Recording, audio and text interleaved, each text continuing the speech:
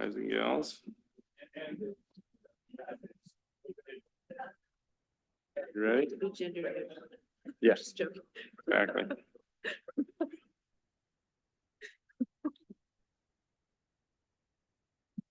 Well, good evening and welcome everyone. It's 7 o'clock. Welcome to the Lakewood City Council Study Session Agenda for this Monday, February 12, 2024. We have 4 items for discussion tonight, and just kind of give everyone kind of a heads up on what I'm thinking about time. Our first item for discussion is Partners for Parks. That'll take certainly a chunk of time. I'm thinking we'll allocate about 30 to 40 minutes of that. And then the Police Department Annual Report Overview, probably 15 to 20 minutes for that. And then the fines and forfeitures for parking, we'll give that about 10, and the council rule of procedures 10 minutes. So that gives you a heads up of where we're heading tonight. So we'll go ahead and start with our Partners for Parks friends, Alan Billingsley and Dave Betts. Come on up. Oh, up at the table would be great, because then we've got the microphones, Alan and Dave, and then we'll make sure they're turned on because we do have our friends and residents on Zoom tonight. So go ahead and, okay, I'll let you guys introduce yourselves and we'll take it from there. Can you hear me? I assume so. Well, first of all, I would like to thank the board for giving us an opportunity to give you an update on the H-Barn rehab. And Alan Billingsley and myself will give you the little bit of the history and then where we go from here. As you know, the H-Barn is a big lift for Partners for Parks. And we have 100% of the board and our task force people that are on board. And one of the, we looked at the barn as early as 1994 because it was beautiful and the people loved the park, and we thought, well, maybe we could do something with that. Fast forward to 2014, where the board paid for a feasibility study, including the engineering aspects of it, as to whether or not we could in fact rehab the barn and comply with the National Historic Landmark. The working drawings were started in 2018 so that we would have a handle on what it would take to complete this project.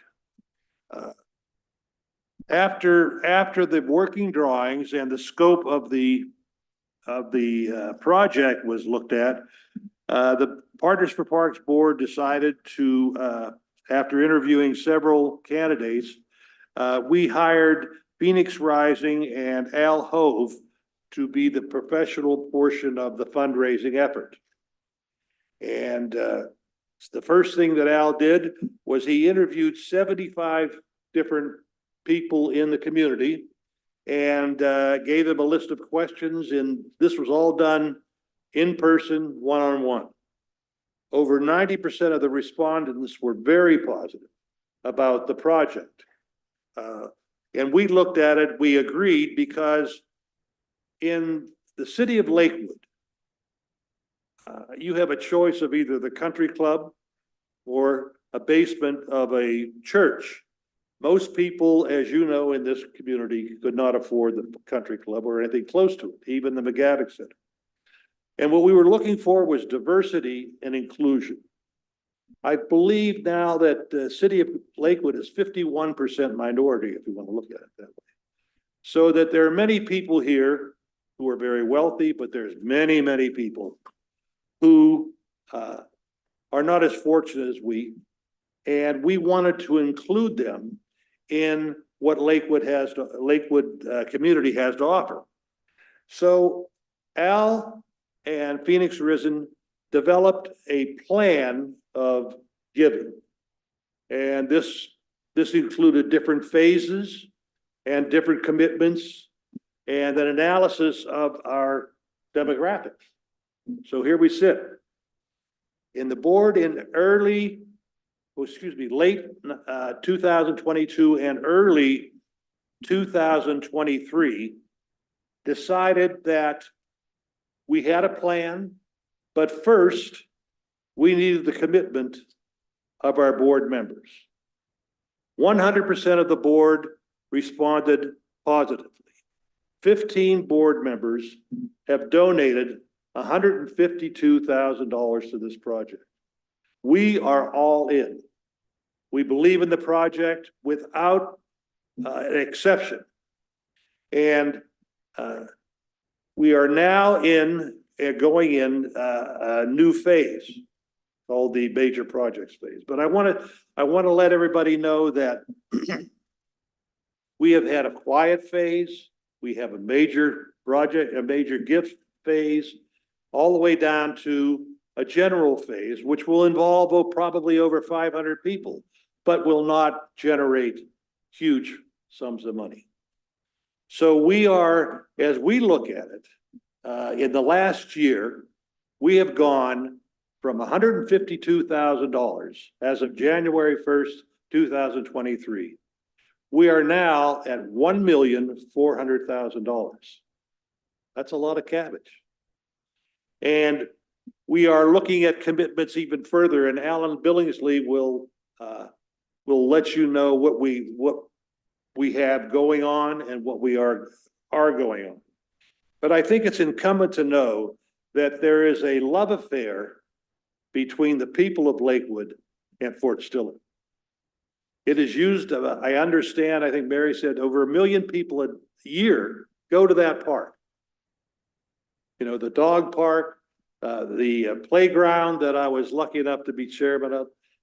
All of these things are for the betterment of Lakewood. And this particular project, we don't own it.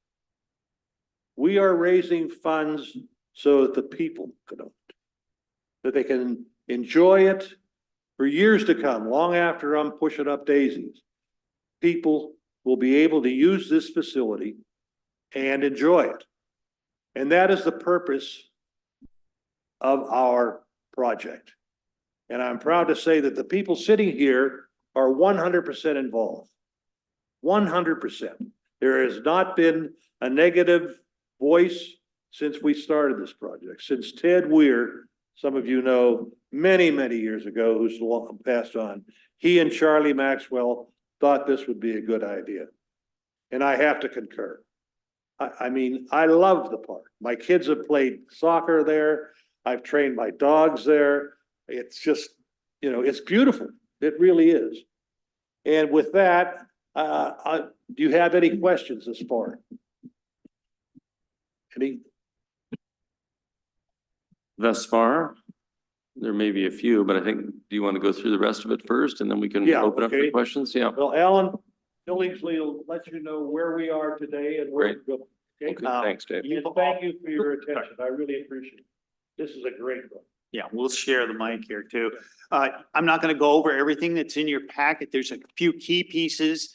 And this is one that's a key piece because this is the part that demonstrates that 90% of our money is going to come from a very small percentage of our donors. And that is the phase we're at currently in our capital campaign. We're in the major donors phase. We're right in the middle of it. And this is the point where we go out for grants. We go out looking for people who can have the ability to give $100,000 and $200,000 in our community to support this project. The campaign is right on schedule. We're doing just exactly what we had planned to do and what we promised to do in our public and partner relationship on this project with Partners for Parks. We're at the point now where we have almost made half of our money. There's another piece in your packet that shows where the money is actually going to come from, a list of the type of donors that we solicit and where we're after. Another very important piece to look through. If you didn't have a chance to read that, you can go back and do that after our meeting today. But that's our roadmap to success to make sure this project does succeed and is carried on. There's a few key points about the type of donors that we're soliciting currently, one of which is many foundations like the project to be halfway funded prior to jumping in it's always a risk for a foundation to be at the front end of a project that it doesn't happen. So many of them wait till you hit that 50% mark, which is just about where we are. So we're almost at the point where we can start having the landfall and hitting some of these grants and major donors with the ability to tell them, hey, we are making progress. We're halfway there in our capital campaign. There's another key issue in the capital campaign that is really pivotal to us right now, and that is we need to show progress on the project. We need to have a set of plans. We need to have engineering drawings so we know exactly what the capital cost is going to be for the project when we're done. And we have money to pay for that currently. We have over $1 million that's dedicated to that portion of the project that we need to spend. We can't spend it alone. This is a public and private partnership. So we need the city of Lakewood to step up and spend our money and make this project engineering a priority to get that step done, because that will trigger a number of other major donors for us to move the project forward. Having those engineering projects or plans underway and done also it gives us the ability to more closely pinpoint the exact cost of the project. The project was estimated 2 years ago with an escalator in it that we thought would be reasonable. Who knows what reasonable is in a time of inflation? So we need to get those plans done so we know exactly what the project is going to cost.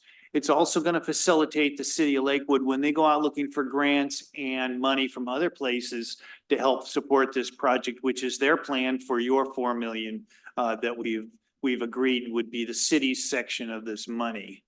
So we're at a crossroads here where we need to help each other in this partnership to get this project moving forward. Do we have questions about that part at this point, or? I do. And before I begin, I'm a supporter of the project. You should know that. I'll be one of the, one of those gifts down there somewhere, not in the $1 million range by any means. Yeah. But I'm a supporter of it, but I'm in a position where I hear a lot, certainly about it, and there's a lot of support for it. But I think when I hear the call for plans, the question comes to mind whether we have scoped the utility sufficiently yet in order to direct what the plans should look like. What I mean by that is, do we know, because I hear you talk, Dave, a little bit about, gee, what a wonderful wedding venue. Well, I sure as hell hope it's going to be more than a wedding venue. We know it will be, right? Right. But we need to kind of know the utility of the building from the input from the public. And I know the Parks Board has probably had a chance to chat with folks informally or formally about it a bit. But how is that going to play into the plans? So if the city, under the direction of council from your input today, says, yep, staff go forth and prosper, do an RFP for the plans, what would a proposed engineering company or vendor know what to do then based upon what kind of is a bit of an amorphous I can scope? help with some of that. There are some general parameters that we know are going to be in place. Yeah. We know somebody wants to have a latte booth in there. That's not in the initial Yeah. plans, but we know now that catering is moving, for instance, to a more food arrives prepared and they need a prepping service. So the kitchen area is not going to be filled with stoves and ovens and a griddle Yeah. and a deep fat fryer, but it's going to be wired for 220 and in 6 different places. There's things like that that are parameters that are pretty much set. Mhm. We know the general outlay of how we want the building to go based on our study. We want to be able to have a quinceañera there for 40 people in a small section. We want to be able to have a 100th birthday party that involves 200 people that takes both sides of the H barn. We want to possibly be able to have 2 functions going on at a time. We want to be able to have the exterior of the building used simultaneously or in Yeah. conjunction with other things. We want to be able The to plaza area in the back. to whatever. fence it off without making it look fenced off, it's just to demarcate areas. We have a pretty good idea what the facility is going to look like. Okay. And as we move forward with plans, then you start to flesh out some of the reality is, do we have enough money to put in a theater what else you might possibly want to use for this. Do we want to have refrigeration for the farmer's market someplace on site? All of these other questions can start to be fleshed out once we start down the road of engineering and general plans. Got it. Okay. Questions, Mr. Branson?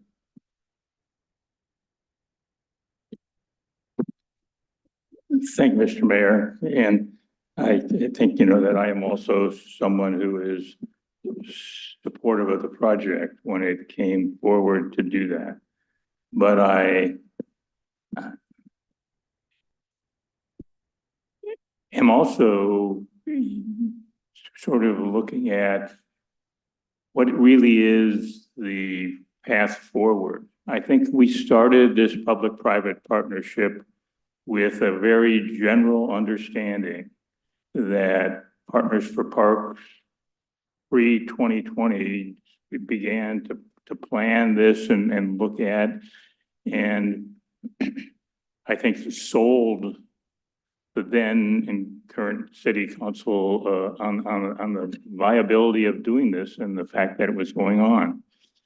And Partners for Parks has always been upfront that raising this $3 million plus is a heavy lift for them. And we're looking to say that he had to do some organizational building, and we contributed 150, but the basic concept has always been that once the public dollars would come into play, once the private dollars were lifted, were raised. In other words, once we got to the $3 million that could be put over, then the city would pick it up. And, in the time of inflation that we have, we understand that the city is then going to be probably going to have to become committed for more than what was that original estimate. That would be reasonable to think. So I think that before we just rush into doing plans, I think there's maybe a time for us to really look at our agreement between Partners for Parks and the city and flesh out some details as to how is this going to end and how is it going to transition from the completion of the fundraising project into actually beginning to build and design and then operate the facility. So I guess that I would prefer for a small group of your folks and some folks from the city to sort of develop a plan as to what's got to happen to the year. And I'm particularly would sort of like to know, like a year from now, the first quarter of 2025. And with a successful fundraising program of transferring the $3 million to the city, that a document that really clearly articulates the city's commitment to then moving forward with this as a project where it's going to be managed as a city public works project through completion, whatever that costs, and the city has to come up with a way to fund it. And I'm generally not a glass half full person. I'm more of a glass overflowing person. But there is another aspect of what we have to really decide is if the fundraising effort stalls, and I certainly hope it doesn't, and I'm not predicting that, but if it stalls and we've already started to spend more than $1 million of the raised funds, and that becomes problematic. So I'm really kind of in favor of waiting until the fundraising effort comes to fruition, reaches its goal, and then the city can robustly move forward with all of the things that go with dealing with the project. I think that in the information that you have put out in the events that you have held now and that you're going over there, that the expectation that the project would move forward earlier than was originally proposed. And I don't know that that is embedded out there. I think one important portion of the project is going to be that last 90 days of soliciting the many, many small donations. And even with the people who don't donate, of getting them to value the project to be able to go and do that. Because, up until then, we're raising money from your list of folks to do that. But then after that first 3 million, we're going to be spending the people's money. And we want to be able to go through and do that. And I don't think we want to have a lot of sunk costs into saying, and I agree with that because we ran through a previous public-private partnership, not with Partners for Parks, of where it was supposed to be a 50-50 cost share to do that. And we're somewhere around 90-10 of the city paying the costs to do that when a fundraising effort that was viewed as having strong support couldn't meet its goals. And I think that I've got a responsibility to consider that possibility, even though it's not the possibility that I want, or even the possibility that I seriously considered going on. But I think that there is a sequential relationship of the fundraising project meeting its goals and then the city picking up on its obligations to complete the project. So I'd like to see at least some sort of an agreement between us, but even if it includes that we're going to start to spend the money early, but I think we ought to put that in writing rather than just. Well, let's get some clarification here on that, and then I'll open it up. As I understand it, the request, if you will, or the suggestion from Partners for Parks is that they expend a certain portion of the funds that it has raised towards soft costs in the form of design and engineering. That's absolutely correct. Let me answer a couple of his questions. First of all, and if has the fundraising stalled, that's an emphatic no. We have on February 24th, the Milgard Foundation presentation. We are on track. We are going gangbusters and we're going to raise the money. So the project is not stalled, and by any stretch of the imagination, we are not only not stalled, we are on time from our original projections of where we thought we'd be at this point in time. There are new developments anytime you do a project like this. We now know, after meeting with John Caulfield, how the city's going to raise their money. The city's not going to hand Partners for Parks a $4 million check, and we're not going to take a great big check for $3.5 million, and we're going to spend them at the going to restore the barn store. The city has a plan to go outside the cities to solicit the majority of the money that the city's going to use for this project. And that's going to be an ongoing thing. So there are going to be a lot of gears that are going to mesh as this project progresses. That's going to require a partnership, which is probably a good idea, that we work together to spend our money, to look for where the grants are for the city of Lakewood, and to go ahead and get the state money, in their biennial, which is coming in a year still away, but it's time to plan for things like that. So I think everything is on track. We do need to continue our relationship updates, which is part of the purpose of being here today. That's one of the purposes why we're here. Sure. And I think we should do at least a quarterly to let you know, here's where we expected to be, here's where we are, here's the pluses and minuses. And that's one of the reasons why we're here tonight, to make sure that you understand that the board is fully committed and that we're on target. No one can predict, fundraising, But, we have a good plan. We have a better than good plan. Obviously, it's worked so far, and we do not expect to have any changes that we can control. Yeah. There's always, Welcome to construction. pardon me? So welcome to construction and the cost of construction, hard to Yeah. control, yeah, a little bit, till we get a plan, Right. until it gets scoped. Other comments, questions by members of council real quick here, and this is an update, so there's no action, obviously, tonight. It's an update, which we appreciate.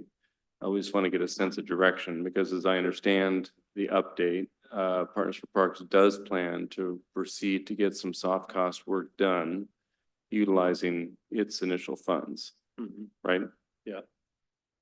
So but that process, it does involve the city, because we would have to issue the RFP, I believe, to Right. get the requisite professionals to provide their bids. Yep. And it's a public works project, so it has to go through that process. So your money would come to the city in some fashion to pay for that once a selected contractor, engineering design firm bubble to the surface through the process, right, Ms. Donsworth? Okay, Or use the funds that we have raised already. Yeah, we're not asking for more money. We're not No, asking- We're asking to help completely- us spend some of ours. completely understand that. Yeah, Yeah. I'm just trying to get the process down Right. Yeah. for the update tonight. Any questions, comments? Yep, Deputy Mayor. Thank you, Mr. Mayor. I thank you for the update. I appreciate you.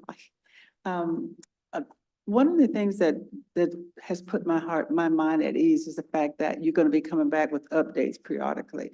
That way we can make sure that we can follow through with the promises that we've made. So, thank you. Yeah, the interesting process, and I'm glad Ms. Dodsworth is here because she may have good input for this. The interesting piece in my mind as I'm noodling is the RFP process goes forward. A designer firm is selected, arguably that probably has architecture, engineering, landscaping all under one roof, maybe, maybe not. But then how does that process proceed with that firm? What is the scope of work so that they engage the public? I assume you're gonna want to do that and get some input on the final design elements. So Yeah. come on up and give me your thoughts, because you've done a few of these, Mary. You want to talk about that or? Mary. Yeah. Yeah, Later in the Dodsworth is program, coming up. of course, part of what we're looking for is in kind, contractors to Yeah, get on, sure. and this sort of thing. Once we have a roadmap of what the plans are, what they look for, then we have the opportunity to go say, well, we need 45,000 yards of cement. We have someone who would give us the cement at half price. It has to go through the city, or we can work through all of those issues Right. too. Those are gonna be a very minor component though to the money compared to the 7 million we're looking at for this project. But Yeah. those will be a component. It's like the opening the project for public donations. There's Mhm. going to be hundreds and hundreds of people in our city who are gonna give money to this. Some are gonna give $20, some are gonna give $400. All of those together, based on our fundraising expectations, is only 5.7% of the money we need Sure. to raise. It will be good voter support. It will show that they really are, Yeah. taking care of this project. They embrace it, because that was the study revealed that the City of Lakewood really does embrace this as a historical component. It has a use component for the public of all different sizes. It really has all the game pieces that make it a gem in that park for our future citizens here. Absolutely agree if it's designed well. I It's think, it's pretty much the same matrix that we used when myself and John Magnuson and Dave Splair put the playground together. You know, it was at that time, it was about, we'll say, much smaller than this, was a little over $250,000.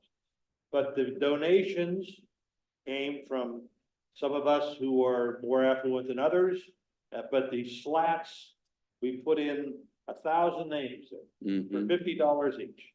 You know, people love it. And that's probably, I would say is gonna be the exact same matrix as this, but on a larger scale. Sure. And I think that Ellen has a good point that if we get around to in-kind donations, I would think if I was a contractor, I would like to see some drawings as opposed to saying, yeah, we'll take care of the cement. The Right. guy says, well, it's, 45,000 cubic yard. Ooh. Yeah. The guy said, pardon me? So I think that we need to have that, if not at this time, fairly quickly or fairly soon, relative Got it. to the fundraising. People want to see it. I'm gonna have Ms. Bosworth chime in here. She's Yeah. chomping at the bit to give us She's so some patient. guidance. Yeah. Thank you, Mayor and Deputy Mayor, City Council.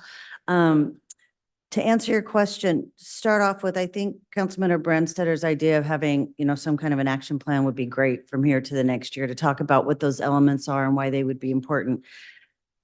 Partners for Parks totally understands this is a City of Lakewood project. This is a City of Lakewood building. This is a City of Lakewood site, and it's a City of Lakewood project. So they are providing an investment in the community, just as the city is. If we were to go out and do an RFP, Partners for Parks wouldn't be doing that. The city would be doing that. Right. The city would be doing that based on council direction and management by the city manager and staff.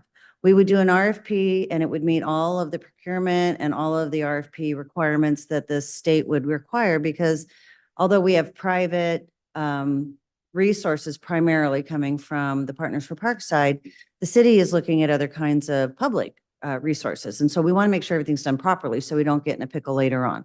So we would do an RFP, we would do it, advertise it properly. There would be a team of people put together just like we would normally do. It's typically City of Lakewood and some stakeholders to assess what's the right team to do this project. And again, yes, it would be an architect, it would be civil engineers, it would be people that have expertise in historical preservation, because that's just critical for that facility, as well as all the other things that you need.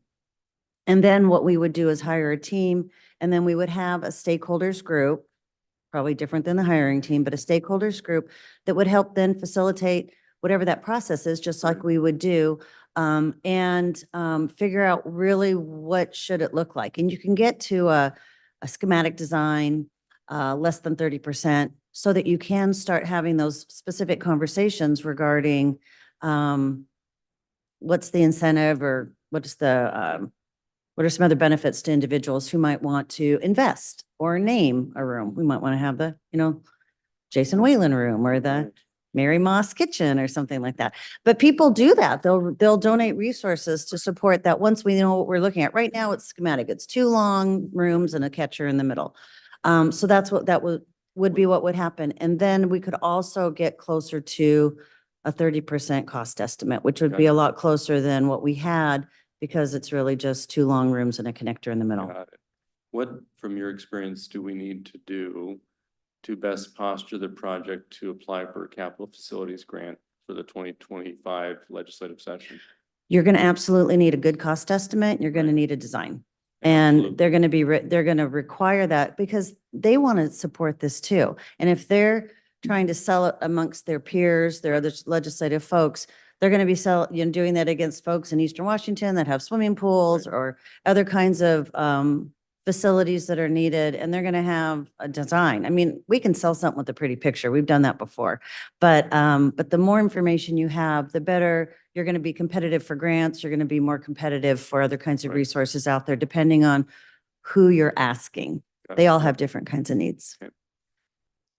So therein lies part of the puzzle I wanted to get her to articulate, because the more concrete we get to 30% design or more, the more likely we can competitively apply for a state capital facilities grant, maybe even a Heritage Foundation grant, whatever it's called, right? Yeah, the Heritage Barn Grant Program was ended last year. We just weren't prepared for it yet. So we didn't have enough information to apply for that, but it's every 2 years. So we'll catch it on the next round. So Lakewood got one of those Heritage grants for its project coming up, so they're Great. familiar with it. Mr. Boki. Thank you, Mr. Mayor. So Mary, just stand there, help me. Typically, you bring parks proposals to that board, though it would be this summer, right, to score it? Are you talking about RCO types of Yeah. grants? This barn project wouldn't be eligible for any, because those are outdoor recreation grants. So they wouldn't do any kind of an indoor facility except for a maintenance facility or restroom building. Okay, so. Yeah, this- so that's this is not, just gonna go through we're gonna request our legislative delegation to. Correct. try to And there get- could be, as Mayor Whalen said, like the Heritage Grant, which is a state project separate from that allocation of a legislative allocation. And there could be other state or federal grants out there that we haven't looked for yet from the city side, which would, the city's kind of said, we're going to do the public side of the Mhm. operation. So, Okay, thank you. Mr. Lorisella. Thank you, Mr. Mayor, and thanks, Alan and Dave, for coming in. And to the whole group, this is the crown jewel of Lakewood, right? This is our big park that we're all proud of, having grown up here, spent a lot of time there, really appreciate it. And what you're doing is really, really important, and I like that a lot. When I look at the financial piece of it, you raised 1.4 million so far, which is awesome. 1 million of that's come from one donor. Yep. 150,000 of that is from your own board, which is great. It shows that you're committed to it. That means 250K has been raised outside of that in 2 years. Yeah. So In 1 year. in 1 year, okay.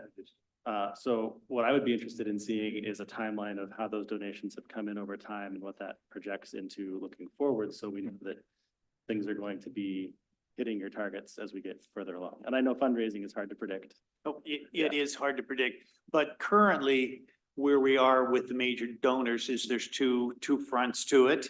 We're also about to begin the corporate and organizational fundraising portion of the piece, and that's where we go to businesses and look for donations.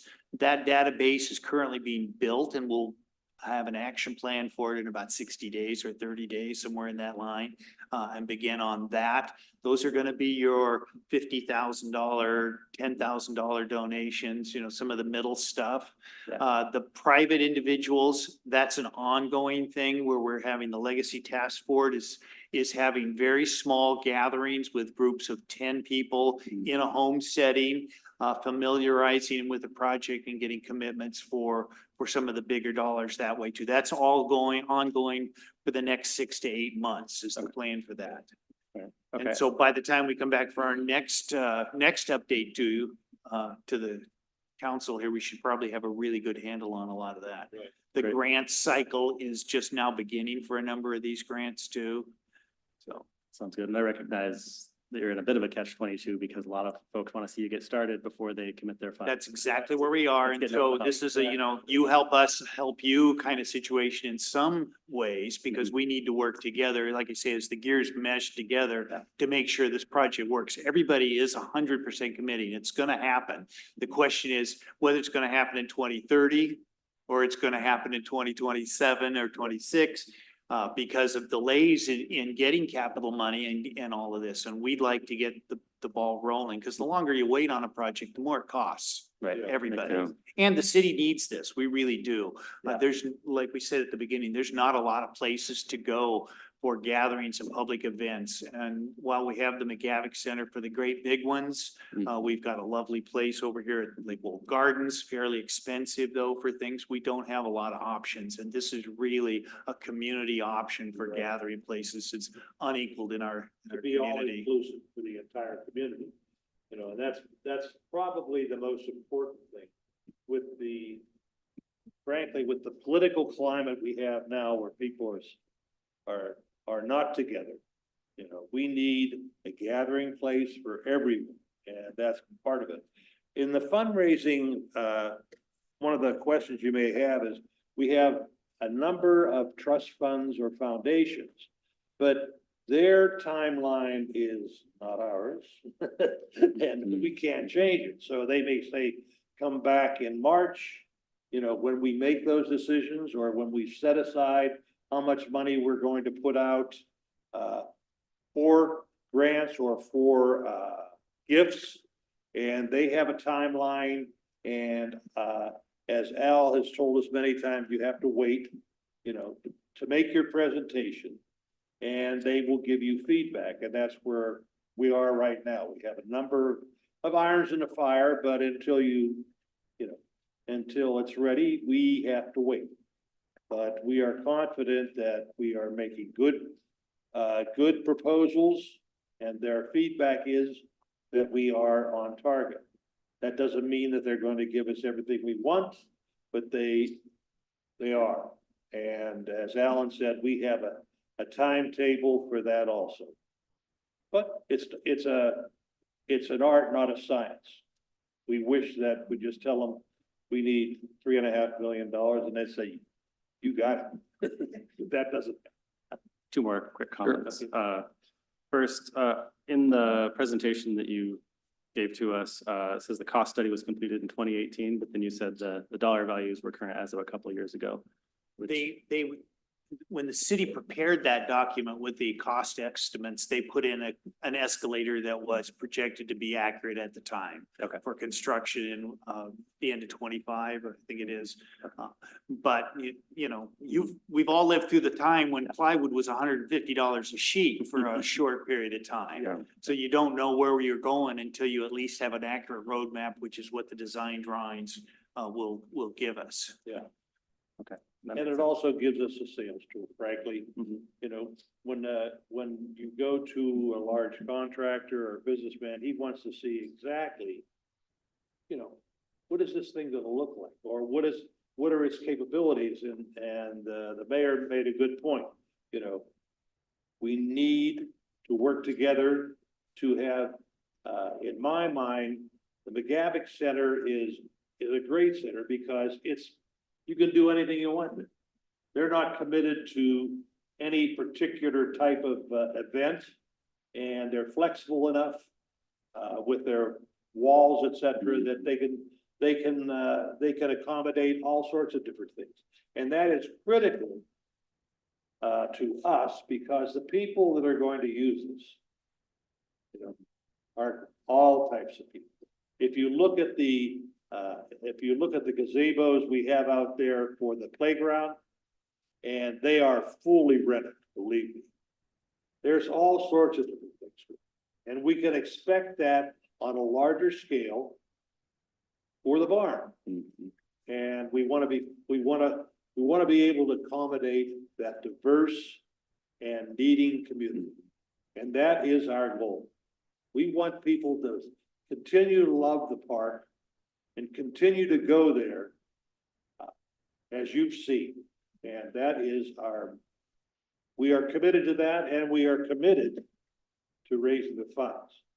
And all we need from the city is for them to be equally committed that this is a successful project. We appreciate your time. And then the last thing I had was just as a council and as the city, we need to understand the resources it takes to launch this RFP and how that goes in priority with everything else in our parks portfolio. We definitely have to talk about priorities, right, on those. Yep. Thank you. Mr. Pearson. Thank you, Mr. Mayor. So as Mr. Brandstetter pointed out or was kind of on the alluding to, making sure that this isn't on a stall for fundraising. It sounds like it's not. Is there a point in time that would stall without the design? Like how much further can you guys really fundraise without an adequate design and that next package that you're really looking to take us to? Yeah, and that's a really a good question. The question is, can we do it without your help? And the answer is, we will do it without your help. But there are some things that you can do to make this project move faster and move forward in a much more timely event. And that is to partner with us in spending some of this money. There are lots of foundations that require seeing plans, for instance. Right. They really want to see what is this going to look like that we're going to give you $100,000 for. So the answer is yes, we will proceed even if we're not going to be doing plans till 2026, but that's going to be a handicap. Costs are going to go up and the project, will cost everybody more. Yeah, and that moves the project timeline back from potentially being able to be completed in 27 or something, or 26, and then that would be pushing it back to like the 30 timeframe that you had mentioned. Okay, thanks.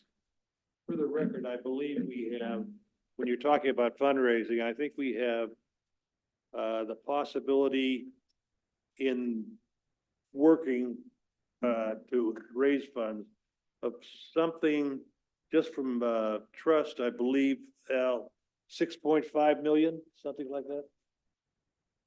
All sources. My point is that we have many irons in the fire. Whether they come home to roost, we don't know. But there are plenty of opportunities out there for us to be successful. Yeah, and one thing we didn't mention is, for instance, the Ames Foundation where we got $1 million.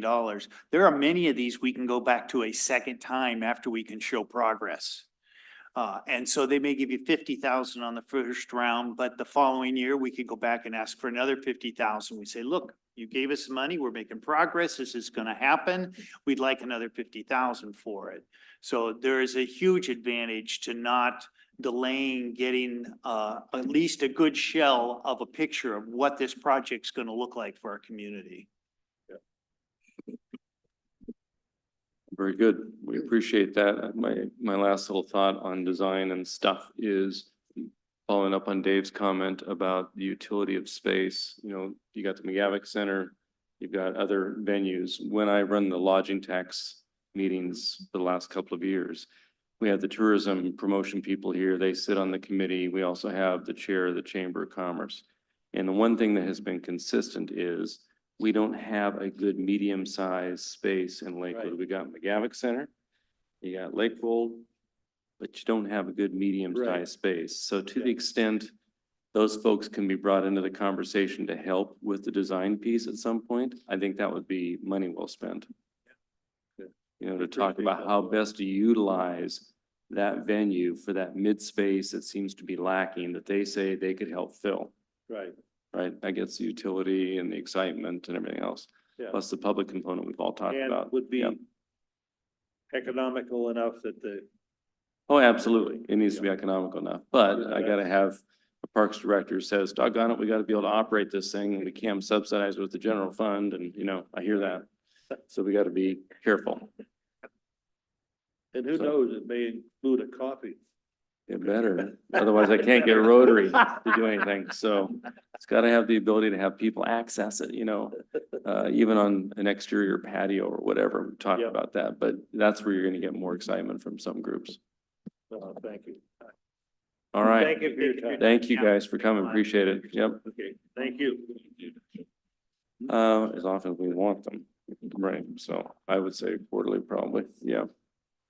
So Ms. Dodsworth, just before you go, what can we anticipate as staff's recommended next step? Go forward with the RFP process, you're gonna scope the RFP process, No, Ms. Dodsworth. he's yeah. asking me. I would think that you need to work with the city manager regarding the work program and then let us know what the next steps are. I think one of the items that was suggested that may be helpful is an action plan for the next year, just so you can see how all those pieces come together and how that might impact other things. So Okay, but that's what I would suggest, depending on your direction as you meet with Got the it. city manager, he'll let me And know we're gonna what my look direction for- is. project list priorities probably sooner than later, if not at the retreat, so, okay. Thank you. Yep, thanks. Okay, next, we're gonna roll into the review of the Lakewood Police Department's 2023 annual report, and for this, we have our Police Chief, Patrick Smith.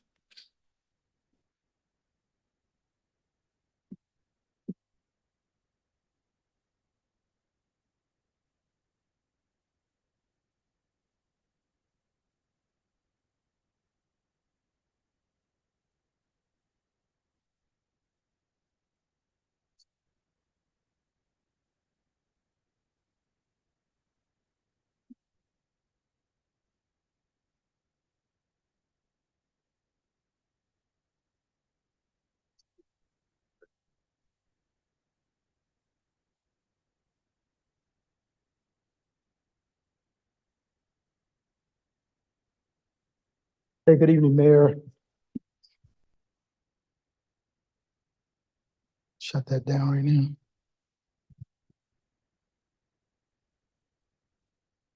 Hey, good evening, Mayor, Deputy Mayor, and members of the council.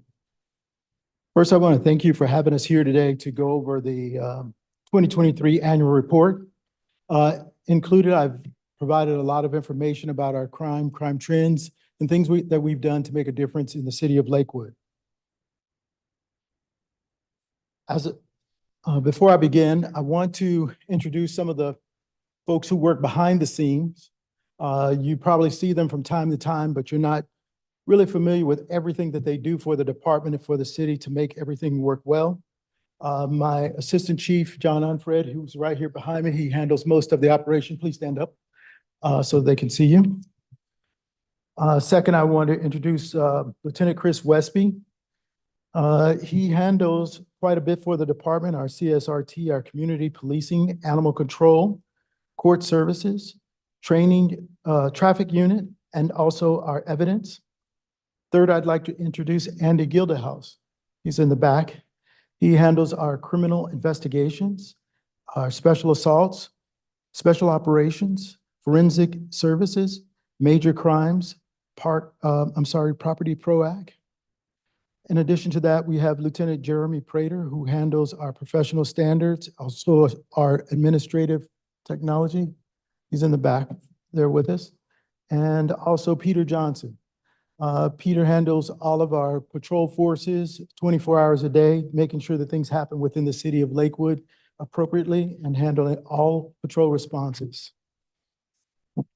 This annual report will handle primarily almost all of my first year as chief of police. When I came in, one of the things that was noticed right off is that the Lakewood Police Department had experienced a number of retirements as well as people who went on to other things.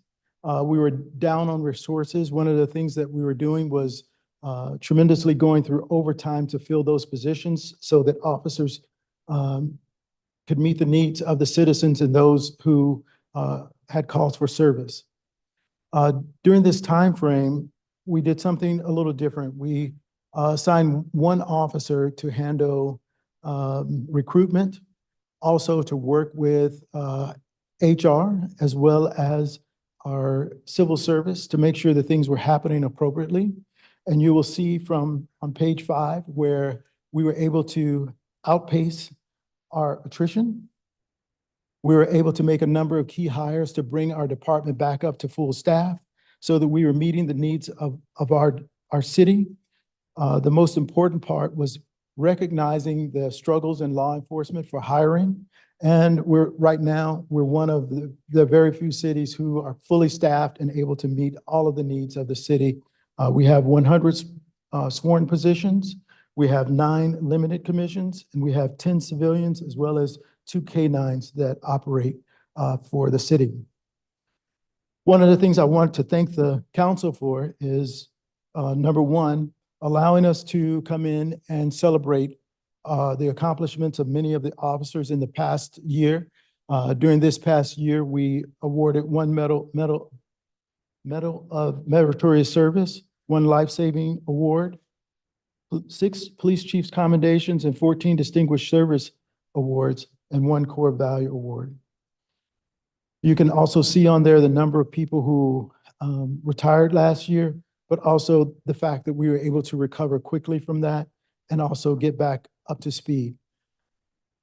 Filling those positions were key to our success and being able to meet the needs and calls for service. And this is on the next part, shows on page 6, where that's important. Our calls for service went up this year. We have had 53,921 calls for service. 45,996 of those calls were dispatched. The important part of that was reducing the response time to life-threatening calls, priority 1 calls. Our response time is 4.3 minutes. The average response time is about 6 to 6.7 minutes to that type of call. Our response time to other priority calls is 8.1 minute, and those calls can range from 15 minutes to 30 minutes to respond to. So meeting the needs of the citizens, getting to priority calls, making sure that we're able to get there in a timely manner, and that does several things for us. When our officers arrive on scene, we're able to lock down a scene, identify witnesses, recover significant evidence, and also allow us to resolve crime. The top four categories for calls for service were welfare checks, traffic stops, suspicious vehicles, and unwanted persons. the officers of the police department initiated 14,955 officer-initiated calls. We issued 1,716 citations and investigated 1,057 collision reports. Our violent crimes were 538 for the city. Our property crimes were 2,742. And I'll go into a little bit more detail just after this to break down those numbers and show you where we are as a city and also the tremendous reductions that we had. Our specialty units, which is handled by Chris Westby, our traffic unit has one sergeant as well as 3 officers and a community service officer. They're the ones who handle primarily our traffic accidents and also traffic enforcement. They're the ones who are handling the vast majority of the 1,057 traffic accidents, which is significantly down from the year before by 17% of 1,270. These officers are responsible for the vast majority of the 1,719 citations written within the city. We also have animal control, 2 officers who work Lakewood, Steilacoom, and DuPont. They make sure that we are able to meet the calls for service as it relates to animal requests. We had 1,757 of those. 187 animals were impounded. 206 citations were issued, and also potentially dangerous dogs. There were 4 of them. We have a very detailed property room that handles all of our property and recoveries. You can see there that pieces of evidence were over 5,000, over 236 firearms, 18,536 gross grams of narcotics, and 26,000 in money. Our front desk has been pretty busy with over 12,000 phone calls, 6,000 walk-ins, and 341 reports. We have a Marine unit that operates mostly during the summer months of the year. They had 391 hours on water patrol. They issued 334 citations and warnings, and total written vessels inspections were 12.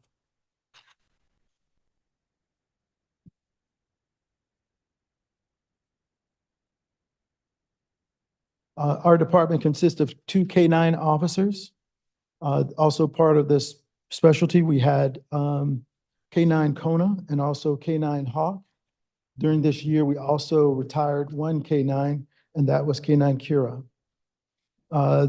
Our teams are a part of the Pierce County Metro K-9 team. They're both certified by the state and also by the state accreditation, as well as the Washington State Police K-9 Association. Our officers get quite a bit of work in Lakewood because they handle the surrounding areas as well, and they also work as a team with other agencies. One of the things that we were able to do this year was to come back and hire more members for our behavioral mental health contact teams. They work with one of our officers there and they respond to mental health calls. The most important part was making sure that this team was back up and running and standing in a timely manner, as we have a number of calls for service dealing with mental health issues and things that we can divert without arrest. They handle 123 calls of care response episodes, 113 new admissions for behavioral health resources, and also 70 admissions to programs for further treatment. Working with them also is our community safety response team, but to make sure that they are able to meet the needs. But our NPOs work significantly within the community, and they respond to a number of total calls for service and complaints. They have the time to break things down and find the root cause for many of the problems that we experience in the city. Our professional standards handles a lot for the department. as you can see here, during this time frame, last year, we had 29 pursuits. We had 140 uses of force. We had 1,870 arrests, and we responded to 45,996 dispatch calls. So I know that the 140 may seem a little high for uses of force, but when you break it down to our call, compare it to our contacts and calls for service, it's less than 0.1% of our calls or contacts that we make. One of the things that we had was 29 pursuits, and those were broken down from possible DUI, felony property crimes, felony person crimes, and wanted persons. Reasons for the use of force were traffic stops, on views, field contacts, and calls for service. One of the areas that we as a department continue to struggle with, but we were able to bring it down in the last part of the year, and that was the constant dealings with eludes within the city. We never had a real problem with eludes until the law changed, and now we're having a significant problem with eludes, and hopefully the new laws that they are proposing as a gap fix will work for us. One of the things that we always try to do is to make sure that we have highly trained officers. And investing in our officers is one of the most critical things that we can possibly do in terms of risk management and also managing crisis and making sure that we are addressing things as they happen in law enforcement. This past year, we spent 14,439 hours of training for our officers. That breaks down to 140 hours of training per officer to make sure that we're meeting all of the mandates and needs for our city. The last part is one of the greatest parts of what we do. The community outreach and things that we work with the community on. Our community outreach cannot be held back. In order for us to be successful, we have to have great partnerships with the community. This year, we had a shop with an officer where we were able to take 18 families shopping at Walmart. These families were nominated by officers, by Clover Park School District, as well as local churches. The events were coordinated and financed by the Lakewood Officers Charity, which is funded by contributions from Lakewood officers. And this is significant because officers need to have that time to bond with the community, but also when they're out on patrol, they certainly recognize the need for increased interaction within the community. The second thing significant that was also sponsored by officers was through the Lakewood Officers Charity partnership with Walmart. And that was providing meals for 150 families enrolled in the Clover Park School District Head Start program. We're always grateful for the opportunity to provide for those in need, but also to work cohesively with the community. This past year, we also had the annual Citizens Academy. It was great to bring all of those citizens on board from June to July at the police station and pull back the curtain and show what we do in law enforcement, what's important to us in law enforcement and what we look for and how they can partner with us to make a difference. The other part was also our National Night Out, which many of you, if not all of you, participate in. And we're incredibly thankful for that. In going through all of our crime numbers I just wanted to briefly go over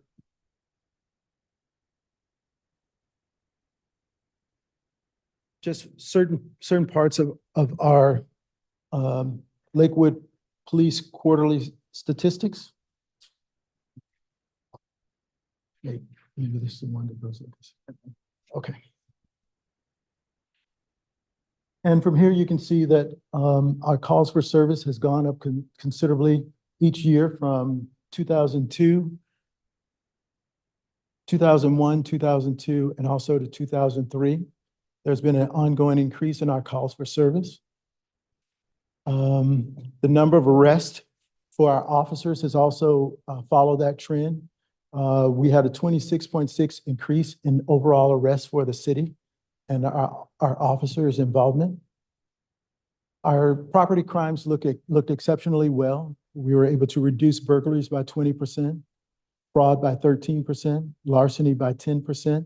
Our only area that we showed up was our motor vehicle theft. And I want to stop right there just for 1 second. I want to stop right there and thank the council for helping us by investing in the police department to get us more technology as in our LPR systems.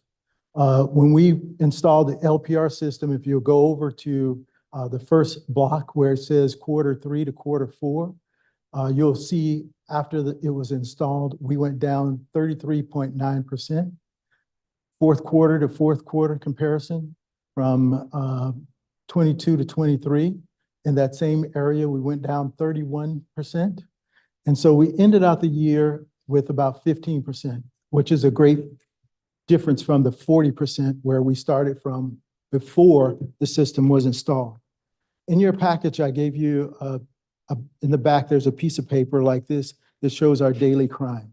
In our daily crime trends, as of today, as it came out, our motor vehicle thefts are down 57.8%. And you add that to basically from where we started from being up 40% to now being down 57%. And what is most significant is the front part of that, where in February of 2023 to February of 2024, it shows a 75% reduction in that particular area for crime. So from every officer on the department, we really want to thank you for investing in the police department and allowing us to have the systems in place. It changed significantly the trajectory of where we were headed. Pursuits and eludes.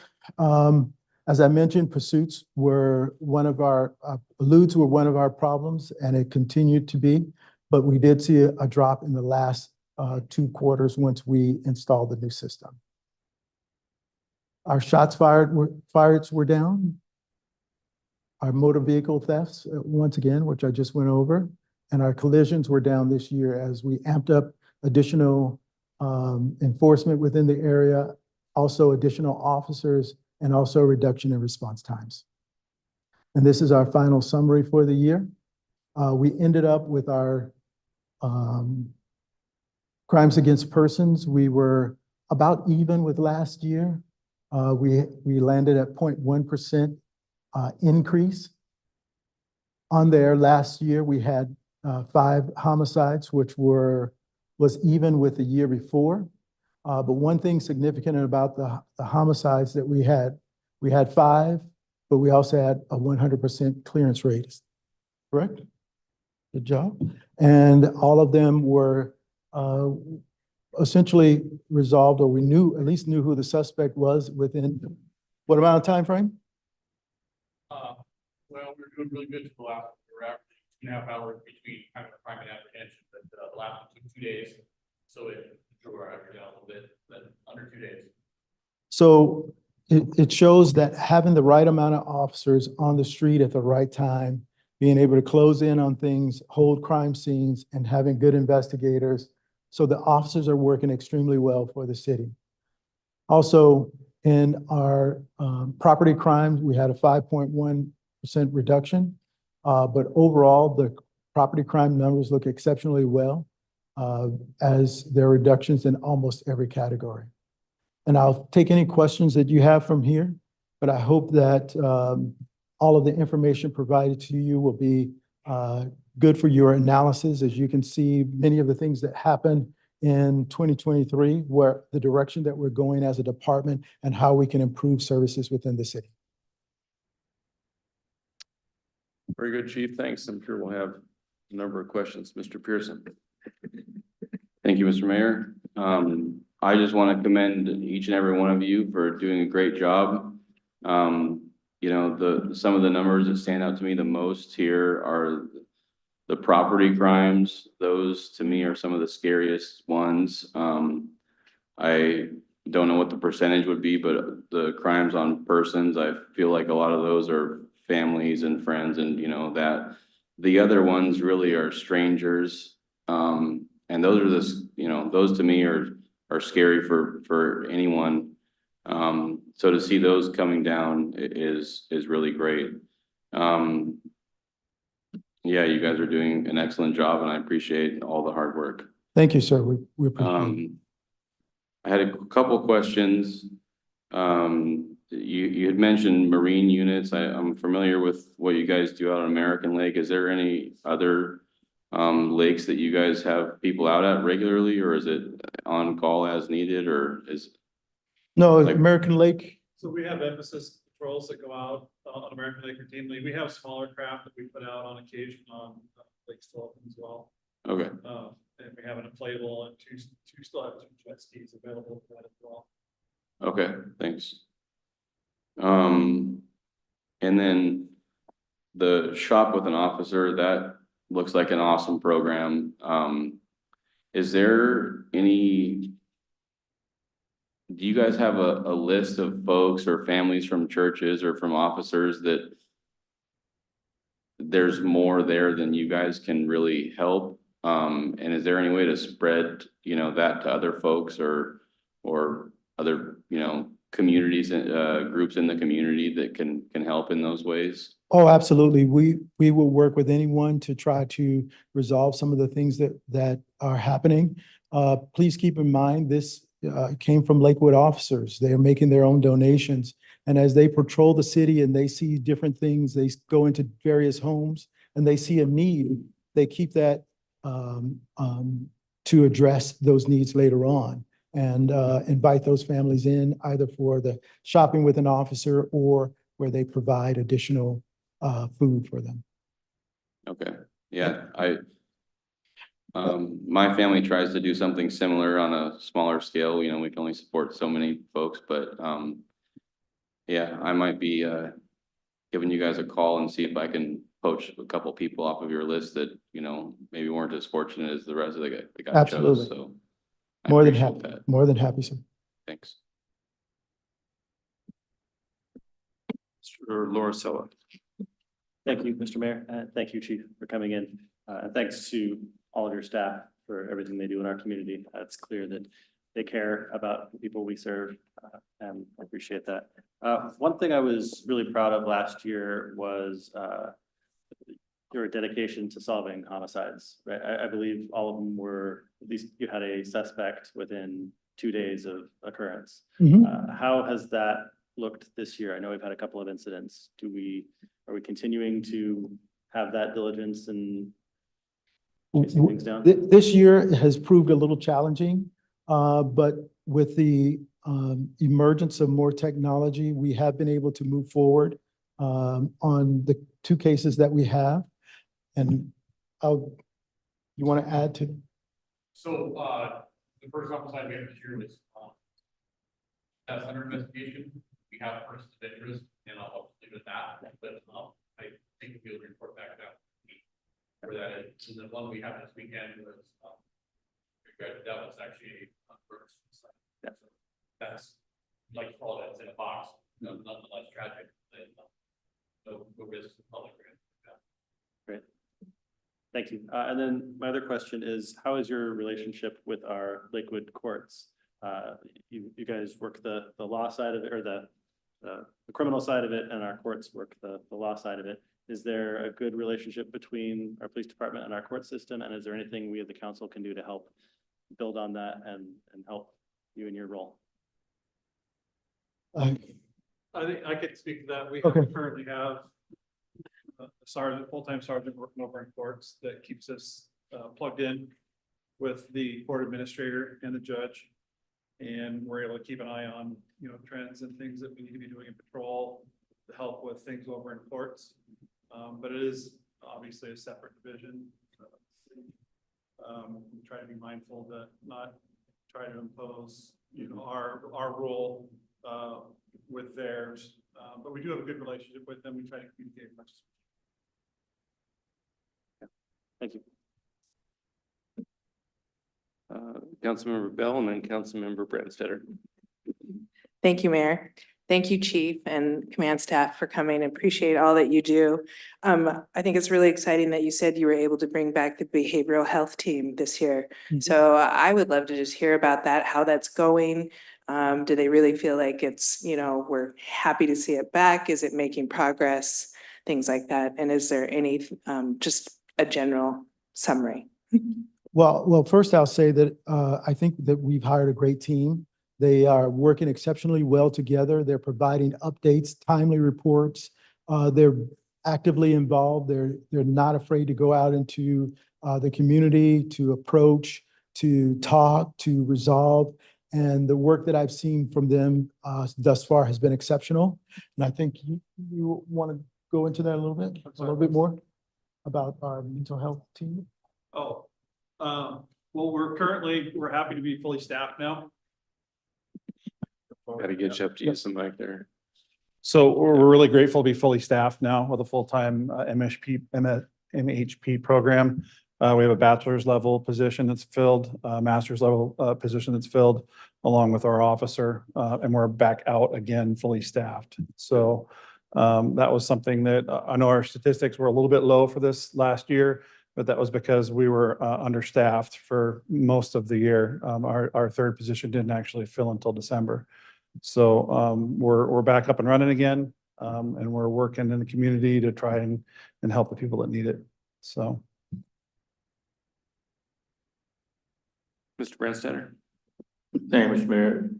Chief, in the council's efforts to try to react to the community concerns about homelessness, and we passed a couple of ordinances, one of which particularly talked about camping or sleeping in public places and being able to do that, but that was constrained by the caveat of needing shelter space before any meaningful enforcement action could be taken to either get the person to actually into the shelter or to be able to require them to move on.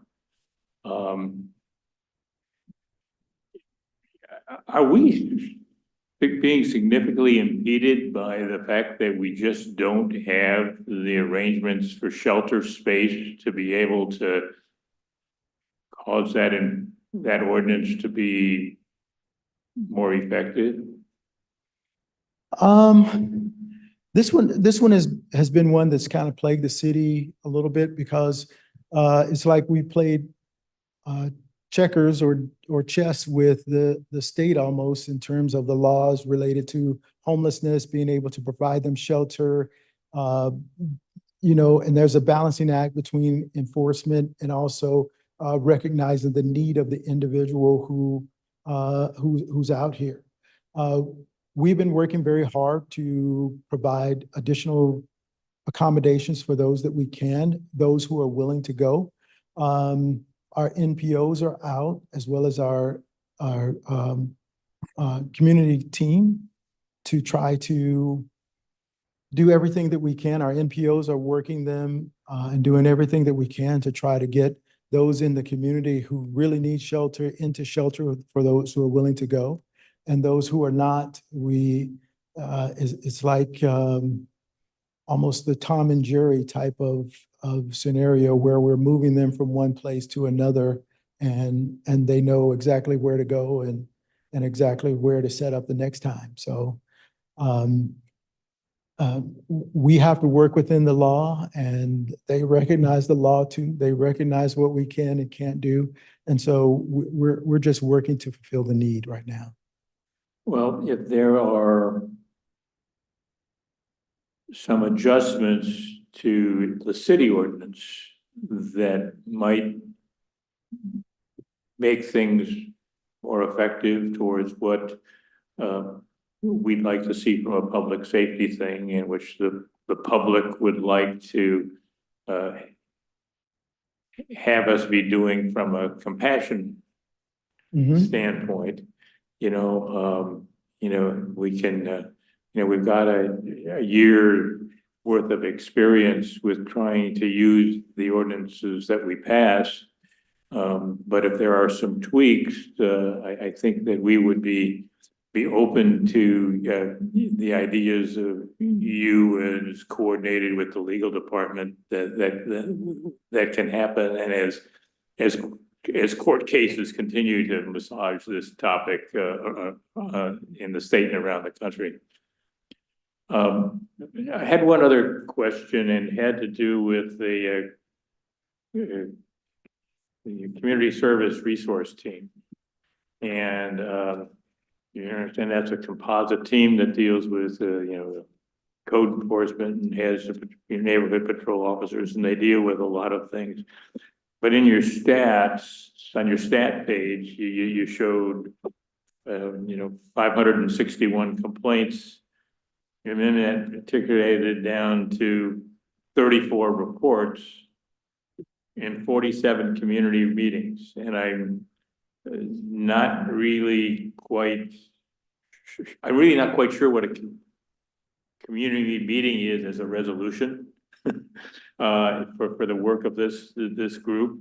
And is there another stat in between 561 complaints and 34 reports? Well, this is just a snapshot of some of the performance measures that we put in quarterly when we go back to our folks and we ask them to give us basically stats on community meetings and reports, things of that nature. So we have a lot of different moving parts in CSRT. The community meetings can be anywhere. It can be anything from going out to a neighborhood community meeting, just like the name suggests. Or if we get called to a specific problem in a neighborhood by a group that's not necessarily organized, and we send an NPO out to go talk with them. Or it can be National Night Out, or it can be any number of things, but that's generally kind of a catch-all for community meetings. We ask everybody to just tell us, how many you've gone to, whether they be virtual or in person. Most of our meetings are back out now in person. Not too many of them are virtual. As far as reports go, that is typically, we don't have, our code enforcement has kind of an antiquated database, and they're not generally police reports that they write. So that particular statistic probably isn't reflected really well in the annual report. But when we do get complaints that come in from either businesses that are operating and not being good neighbors with garbage or other business activities that they do, those stats are kind of hard to compile and relay back to council or to the citizens because there isn't a police report necessarily that reflects that really well with our code enforcement. So we generally try to gauge our success and how we're doing throughout the year based on whether or not we're getting voluntary compliance from a lot of these people and businesses, or whether it's forced. And most of our compliance throughout the year is voluntary in nature. We go out and our code enforcement goes out and makes an on-site visit, and we give them time to fix their problem without having to go to the court or go to legal to get a legal document to say, you have to clean this up, or you have to do that. So the statistics for CSRT aren't really clear. They're kind of all lumped up because we have a lot of different moving parts within that program. My feedback that I get from the community is actually that the CSRT does a good job, particularly with respect to people that file their complaints through My Lakewood 311, and that the CSRT does a good job of reporting back to the complainant when compliance has been achieved. Again, often voluntary. I went and talked to them and they did that. And I would just say that for the purposes of the report, that could paint, a compliance statistic would really be much more accurate to what I think the community is experiencing for when they make code enforcement problems. Then, like I said, there's maybe another thing in there, and I don't know whether it can drill down into the My Lakewood 311 data to sort of see how many of those complaints result in compliance. But it would, in terms of communicating out to the community, that would be a message, because there are times going in the past of when there was a perception in the community that code enforcement was lacking, okay, and going back, you know, a decade. And to show that code enforcement and making a code enforcement complaint is effective, it'd be a valuable message to the community. On there, I just wanted to point out that, you know, it shows like the reports are kind of low, but they're really not. Because by the time it goes to them, if there's a report to be taken, most time the patrol force has already taken the report and referred additional action to the CSRT to handle follow-up or additional information. So it's not that they're not completing reports, it's just that in many cases, they're already completed. Yeah, and my point is that a year from now, Yes. when we do the 2024 report, if there was a fifth number somewhere in the middle that talked about. And I think I that would understand. be helpful. Yes. I understand where you're going from, and we're gonna have to work with our communications manager on that with the 311 back office and probably get a better idea of how many complaints are coming in and how they're cleared. That's currently not something that we're doing at the PD level. We would have to get, probably with Bryn and whoever's managing that program to come up with a better stat for that to reflect that number. So I understand what you're suggesting. Thank you, Mr. Mayor. I have a couple of questions, but just I'm going to start with a laudatory comment. I really appreciate all the work you all do, and the statistics certainly bear much progress out. I especially have enjoyed, and I often comment on the ride-alongs I'm able to do, because it gives me an exposure and a window into the myriad of calls for service that the officers are presented with in a given evening. And it, you know, as you well know, it runs a gamut from a DV call to an accident to a shoplifting to someone who just needs help, or, you know, it runs the gamut. And to a T, everyone that I have had the privilege of seeing or observing, it's been handled professionally and just really well done. So I appreciate that. And I tell that story often to folks, and they often, again, tell us and me specifically that they're so proud of what we have here in Lakewood, principally because of the good work you guys do. So that's the kudos. Couple of questions on the crime stats a little bit. You know, I see the aggravated assaults have spiked up, and as Councilmember Pearson indicated, that's typically someone who knows somebody, domestic violence sort of issue. Do we have a sense of why and where we're seeing the significant increase year over year? And it leads to the question, are we seeing a lot of repeat offenders in this regard, or is it a certain segment or area of the city that we need to be cognizant of? What's going on with aggravated assaults? Well, Mr. Mayor, yes and no is going to be your answer. So Yeah. we are, for the first time in a long time, seeing more stranger on stranger crimes, Okay. where just people for some reason are not related. It's not a domestic issue. Mhm. It's just anger on anger type of thing. Okay. We have seen a little increase in that. We have to remember too that our stats are also inclusive of Western State Hospital. We have an investigator that's assigned out there. And so while it's a state facility, Yep. it is in Lakewood, and it's our responsibility primarily to handle those investigations. So we do get a lot of patient on patient assaults that help drive that up. And we have seen those numbers increase a little bit over time. It might be nice in the next set of stats to have a little footnote there to say X of these are from Western State, just so we get a sense of that. Yes, we do try to be careful with that in the sense of we're walking a fine line between crime reporting and HIPAA and other things like that. So, I get it.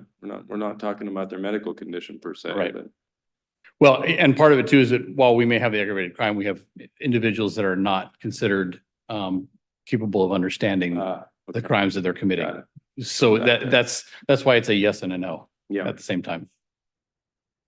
yeah, exactly.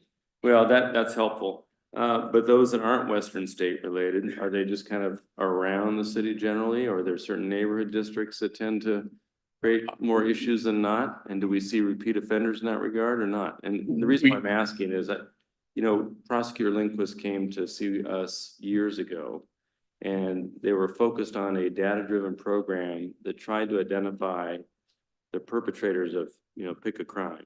And say it was auto crime or whatever, auto thefts, there was typically a gang of 4 or 5 knuckleheads that were doing 80% of the problems.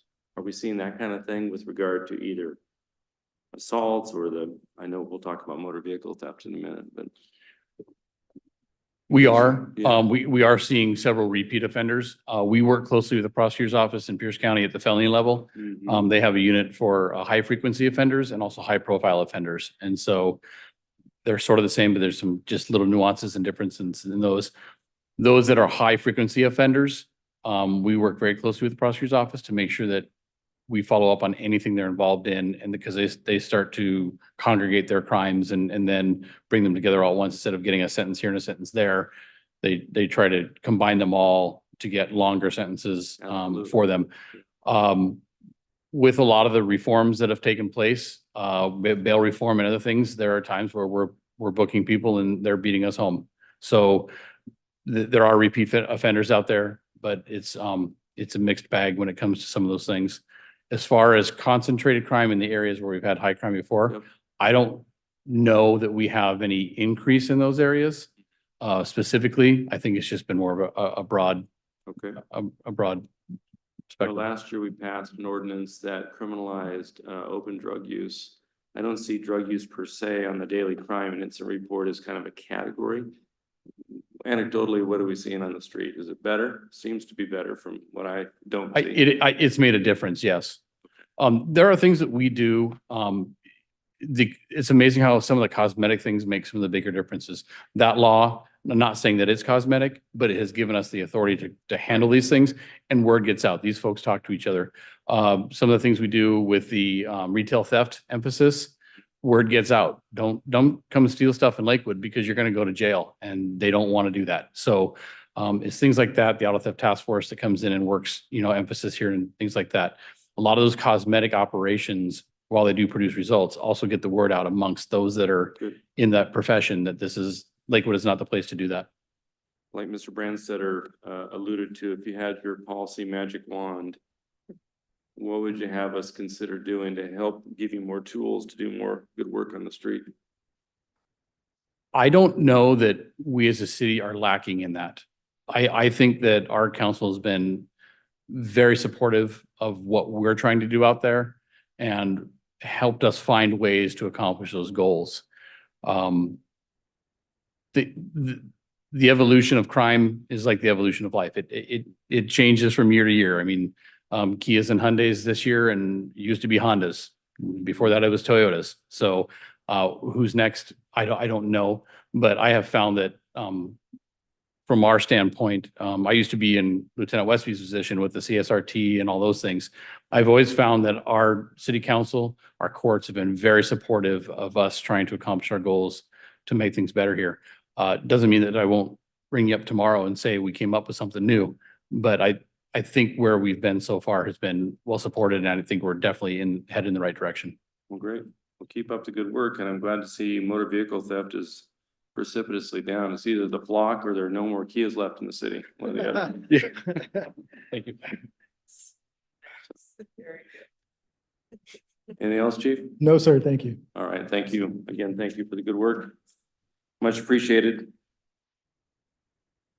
Next, we have our city attorney, Ms. Wachter, to give us an overview of some code amendments, proposed code amendments related to fines and forfeitures for parking.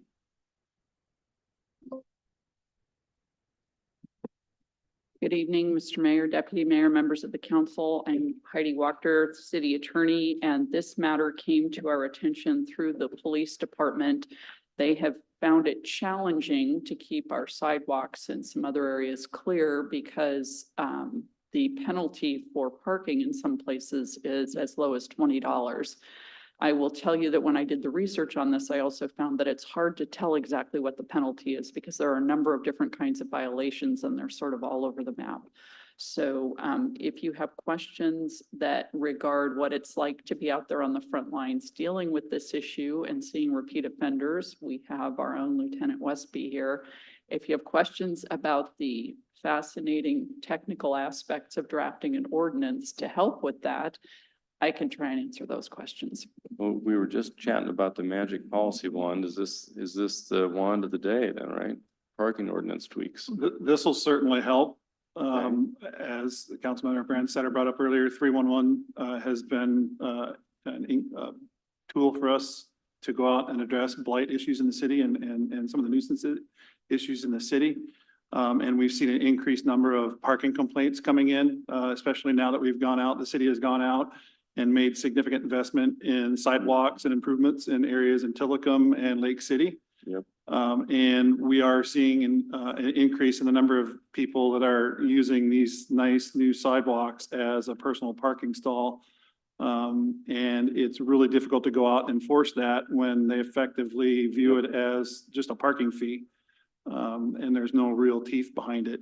And we get a lot of repeat offenders. And honestly, just like the HOV violations that a lot of the state sees, where people, they just do it until they get caught and they factor that into their monthly budget. That's kind of what I think we're encountering now with parking in these areas. And we are getting a lot of complaints about people with wheelchairs not being able to access the sidewalks in Tillicum in particular. And we go out and we do enforcement actions, education actions with flyers. But we're just not really making a dent in the problem. And so we're asking that we approach the legal department about a remedy for this, something that gives us a little bit better tool to go out and address it ultimately, and hopefully get some of these repeat offenders who are frankly the people that live along those corridors that have too many vehicles for the driveway in some instances, and be able to address that on a more permanent basis. Sounds great to me. Questions? Mr. Pearson? So where is the limits of the driveway? Because the sidewalk crosses a driveway. So if I live in a subdivision and I have a big long truck and it hangs out over the sidewalk, is that a parking violation? Because Currently, you it's- can't obstruct any part of the actual sidewalk Right away. with a vehicle.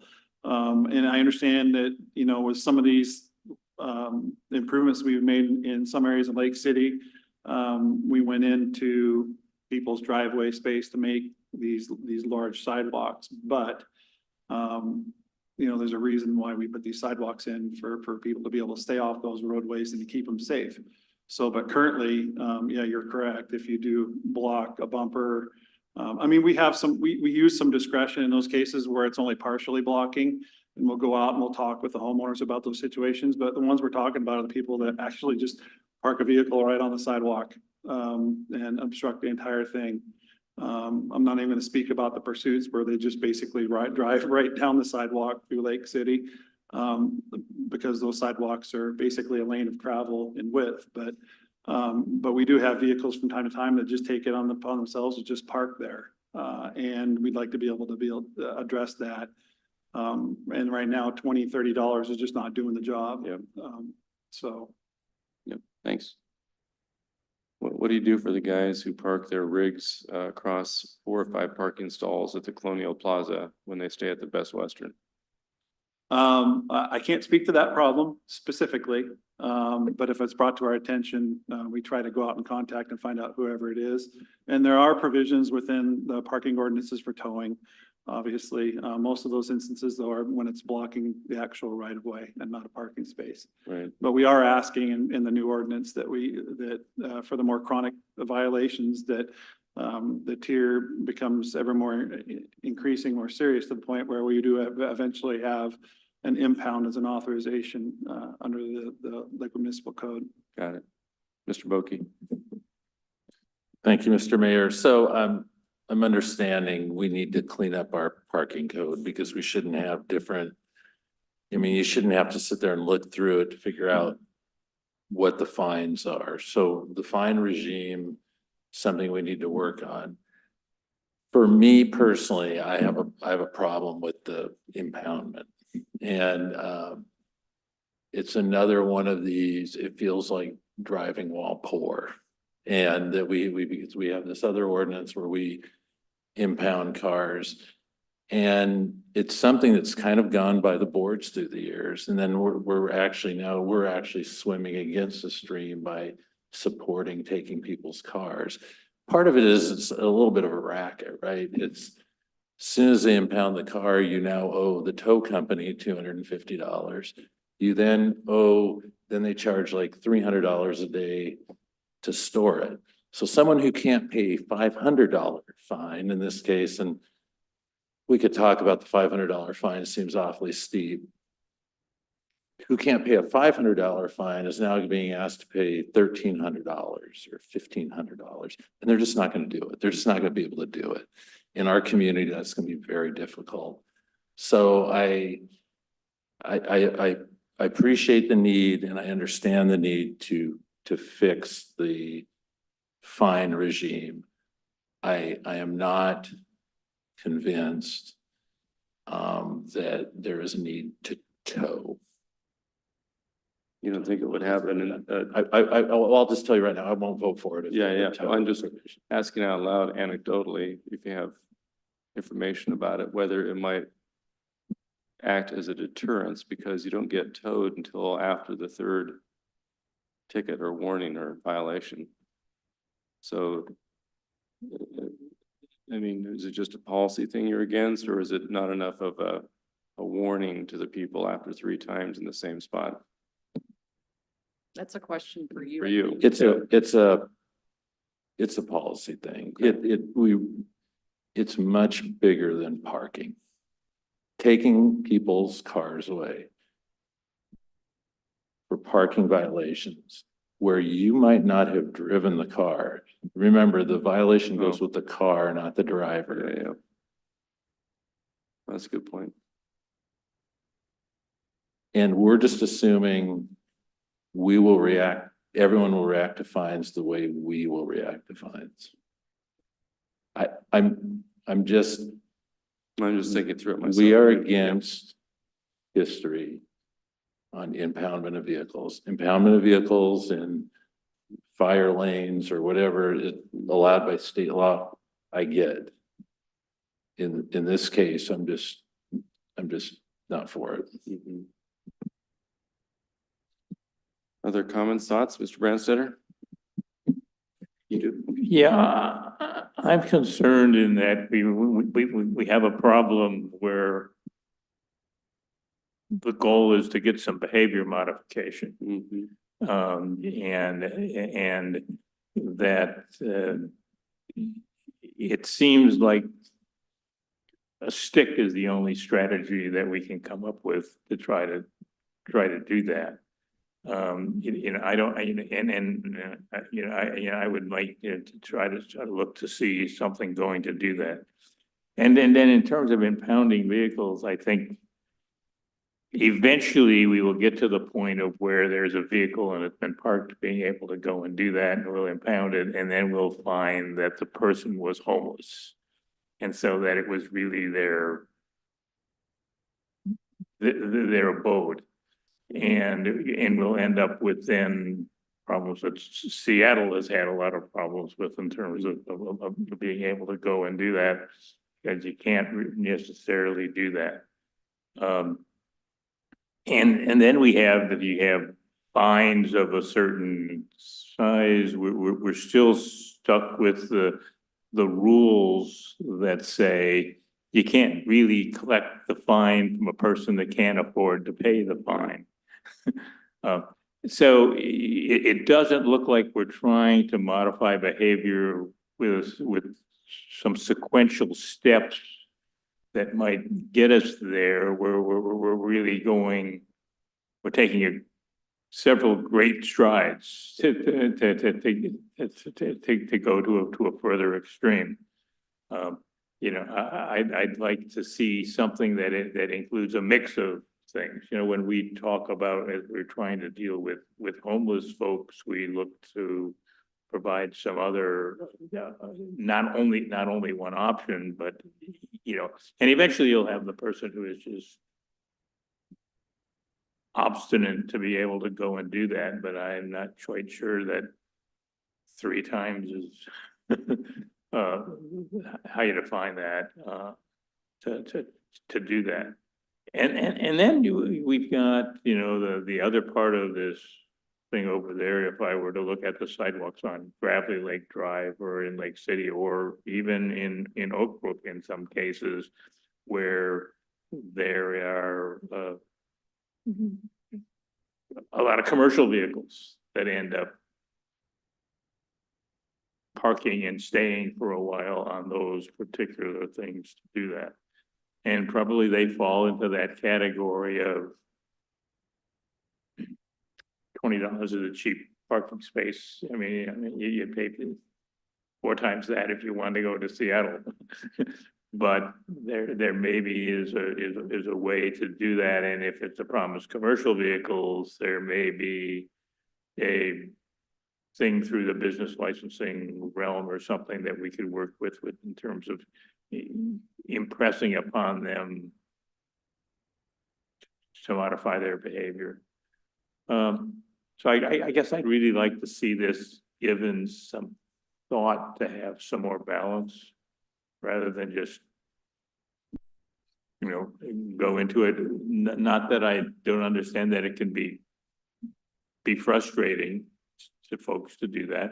And I hear the complaints from citizens to do that. And, you know, in Lake City in the summer, we'll hear constant complaints about people parking because their parking spaces at the park are filled up and things to do that. But there's an awful lot of reasons that go into that, and this just seems an overly intense reaction. Given where we are now, there ought to be something sequential we can try to see if it can get better. Deputy Mayor? Thank you, Mr. Mayor. I'm just curious, is there adequate street parking and they just choose to park on the sidewalk? The Stresses Road we're talking about here, they have the spaces on their driveway. But most of these are the improved roadways where there's a sidewalk right up against the right of way, so there is no parking on the street. And this isn't a homeless situation where someone's living in their car. These are primarily either renters or homeowners in the area. And, oh, Mr. Pearson, you had a point. Thank you, Mr. Mayor. So is it, you know, one of these areas where there used to be lots of parking just out in the gravel and now they're kind of just occupying that same space? And we've done improvements and it's a sidewalk that's not intended to be parked on. Is that some of the Correct. frequent, yeah, okay, so their driveway's all filled up. What kind of feedback are we getting out there when we go to enforce it now? Are they just saying, go, you know, get out of here, I'm not gonna do anything? No, they moved the car that day and typically the next day or the day after, it's right back where it was before. Where are they just moving it somewhere else? We don't know. Right back onto the sidewalk. Okay.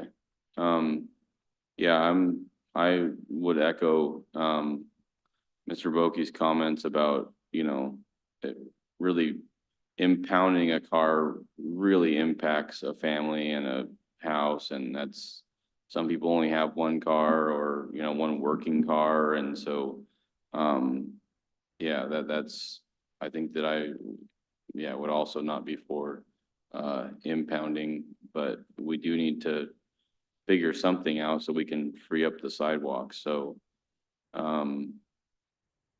yeah, at this time, I don't know if we're, you know, if I'm really ready to, I'd like a bit more thought as to maybe something else that we can, you know, come up with that might, you know, better address the question, the issue than trying to charge people money that they already can't afford for, you know, yeah. So that's it. Thank you. Well, it sounds like the education piece hasn't worked, right? So, No, we currently have flyers we made up that we go down and we have our code enforcement officers basically put them on the windshields of all these cars several times a month. And we get the same complaints from the same people about these issues. are we talking typically about a handful, say 10 frequent flyers, so to speak? I can't put a number on the number of vehicles, but I can tell you the neighborhoods in particular are Telecom, Lake City, either the Veterans or the Washington Boulevard corridor, where there's been improvements, to take people off of the roadway and put them on a sidewalk, you know, either kids or people with disability. And the vehicles are pushing them back out onto the street where there isn't the space It's they a had safety before. thing too. Well, I think it's fine to noodle over. I would be, a vote in support of the proposed ordinance, but I know that I may be in the minority, but I think sometimes having teeth is a good thing, especially if it's accompanied by a large flyer. I'm sure it's colored and yellow and warning and has all that sort of stuff on there. And if I had one on my windshield, I would probably not want to park on the sidewalk, if I got a threat of an impoundment. Ms. Bell. Thank you, Mayor. So where were they parking before the expanded sidewalk So was there? before, it was literally on the gravel shoulder of the road. And there was enough vehicular lane for the passing motorist to travel without going over into oncoming traffic. And the issue we're running into now is even though some of these lanes are kind of wide, if the sidewalk is occupied by a vehicle, we're pushing the wheelchairs, bicycles, and the pedestrians out onto the roadway. And it's forcing vehicles to then go off across the center line in oncoming traffic to pass them. So. So is the sidewalk their only option For of par- extra parking? Correct. So is that's why they're on the sidewalk, is because their driveway is full, they have 2 or 3 cars and they have no place now to park their car, so their other car. If they haven't come up with some other source of parking on their property, whether, so I know some of the people have converted their front yards into another parking spot, or they've created an extra parking spot on the side of their house, on the side of their garage. They've done some improvements to work with that because some of their driveway space has been taken up by now an improved sidewalk. Okay, thank you. Thank you, Mr. Mayor. As I understand it, in our city, if you're not parked in a driveway, you're most likely parked in the right of way, right? In general. In general, Yeah, and that's not legal in our city, right? not unless it's an authorized area to park. Right, so I was looking at the code for parking in the public right of way, and if someone is found to do that, they get a sticker that says you have 48 hours to move your car. That's correct for an abandoned vehicle, or, yes, correct. For a vehicle in the right of way, okay. But if they're parked on a sidewalk, that's a different clause or a different section than parking on the right of way, right? Correct. And in terms of parking on the right of way, if they're actually taking up right of way space, there is a provision for an immediate impound in that situation because that's actually blocking the roadway Right, difference between roadway and right. and of way. sidewalk, correct? Yeah, correct. I, like the mayor, am not against this as it's proposed. My only question is whether 3 is the right number before you get to an impoundment. Maybe it should be higher. Give folks more warning, more opportunity to understand the pending impoundment that could happen if they continue to violate the rules. Something to consider. No, the alternative to that, which would put some onus on us, is whether the impound, because it hopefully wouldn't be that frequent, right? Whether the impound could be to the Lakewood Police Station, because we have a lot of cars there, and that would eliminate the charge for the tow company. You still have the towing charge, but you wouldn't have the storage charge that they neck you with. Is that a possibility? We currently have very limited space at the police department for any parking. Well, Do you want to park on the sidewalk there, Lieutenant? And the other thing that I would add to that, as a person who had experience dealing with the tow operators, Okay. if they are coming to take the car, they are not Ah. anxious to cut any deals Got it, as okay. far as that other piece goes. I mean, they're a business operation, and in fact, they coordinate to be kind of on a rotating call basis with us. There's a whole world of tow operator stuff that Okay. goes with that. Yep, Deputy Mayor. Yep. Just thinking, if my parking on the sidewalk was gonna get up to $500 and then you're gonna take my car, I'm gonna do something Yeah, before. So I'm just wondering how many do you think that would, if you enforce the fees, then You think it would get past $500 so you have to tow it? I can't speculate on what people Behavior. will and won't do, but I can't imagine that if we raise the fines, that it'll amount to an impound, on a very regular basis. Especially since we're talking about specific corridors here, where these improvements have been made.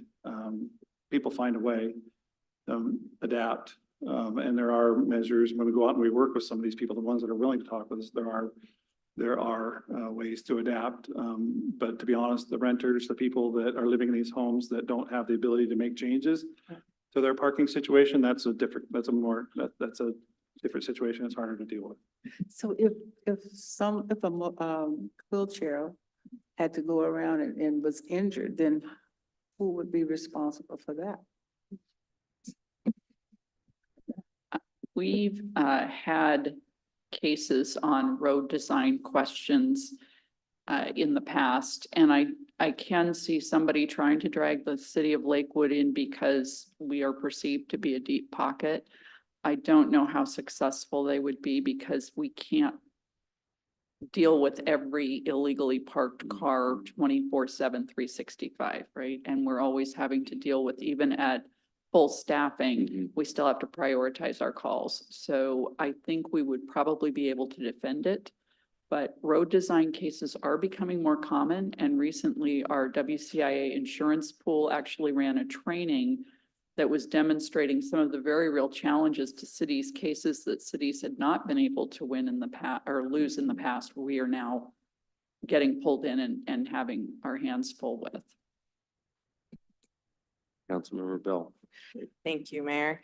So you said that these are very specific areas. So, and I know that there's no other option right now for some of these people. Is there a potential for like a residential parking zone for these areas if they're just so pocketed?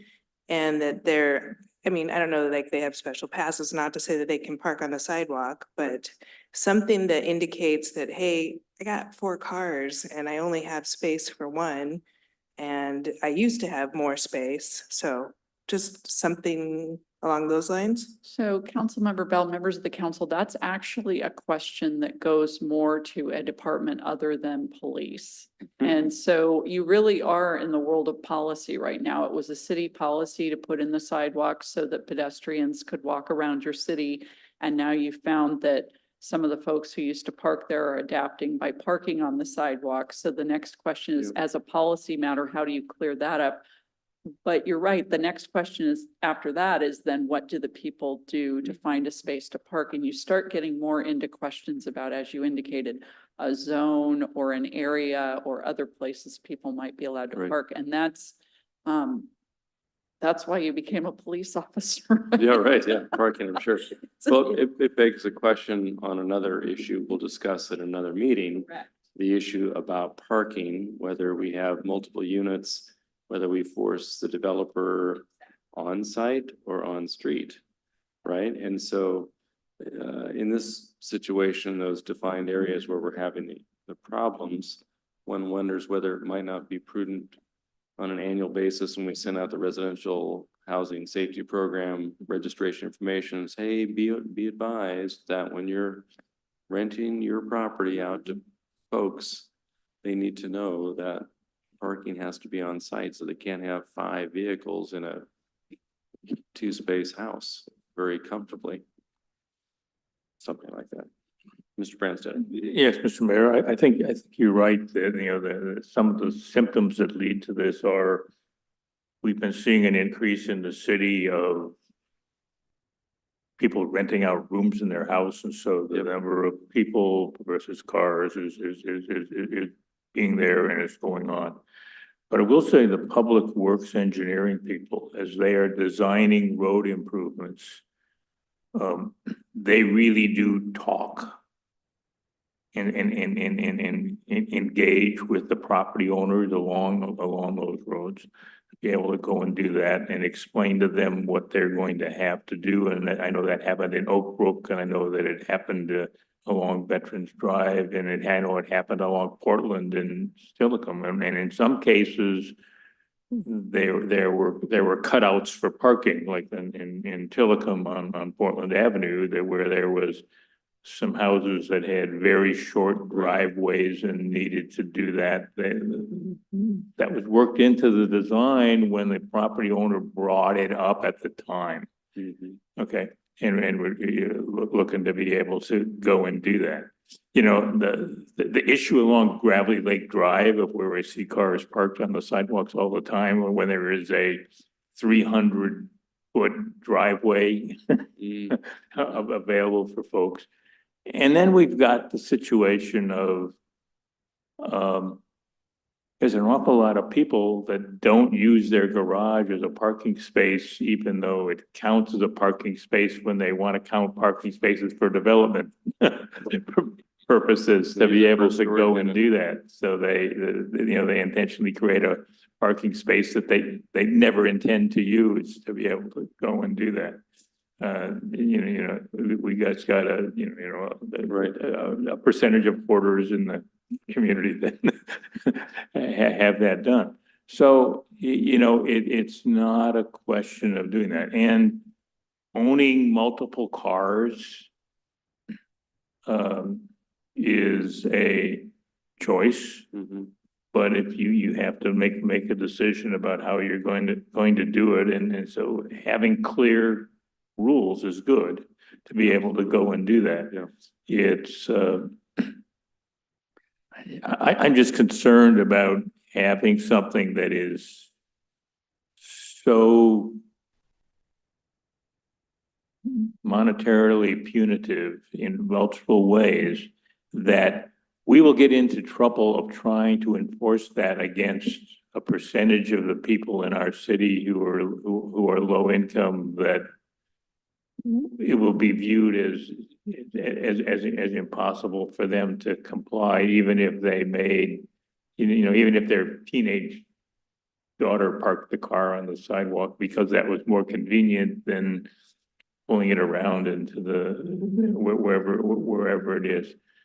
So I am in agreement that I'd like to see this ordinance just re-looked at to see if there is something that'd be more incremental to try to see if it can get to the problem before we go as far as this ordinance does. Okay, so as I'm grappling to try to give some consensus direction to staff here, as I understand the ordinance, the dollar penalty in any of these various cases would not exceed 500, correct?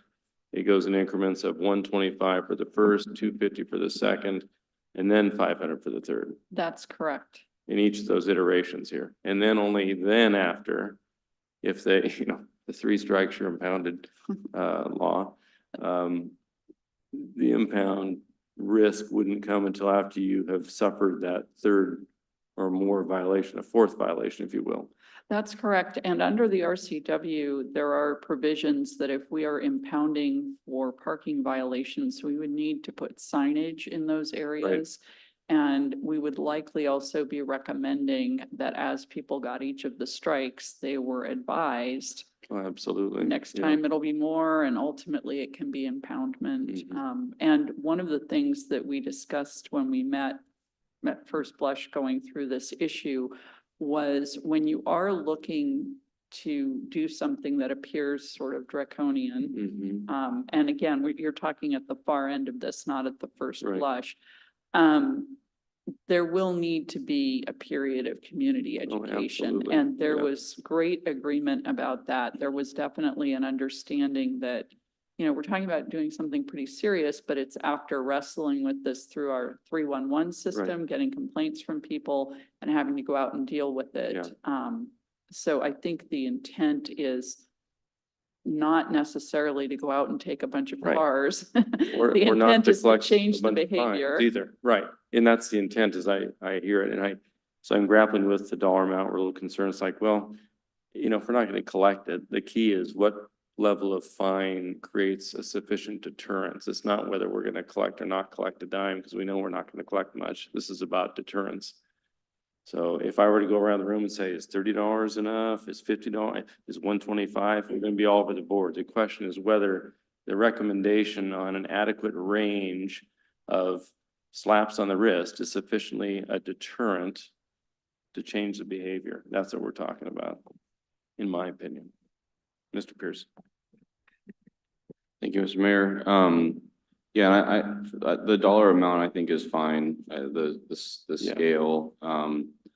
It really, and I probably could come back around to, you know, being okay with the impound, but it really kind of rubs me the wrong way. Is there, you know, we're trying to solve a problem with removing a car from a sidewalk, and what's going on is it's creating a life safety issue, right? With Right. people going out into the traveled way. Is there any other, you know, it's a life safety issue. It's not a parking issue. It's parking is causing the life safety issue, but is there anything else that we can, you know, if someone causes a life safety issue, is that something else than a parking issue?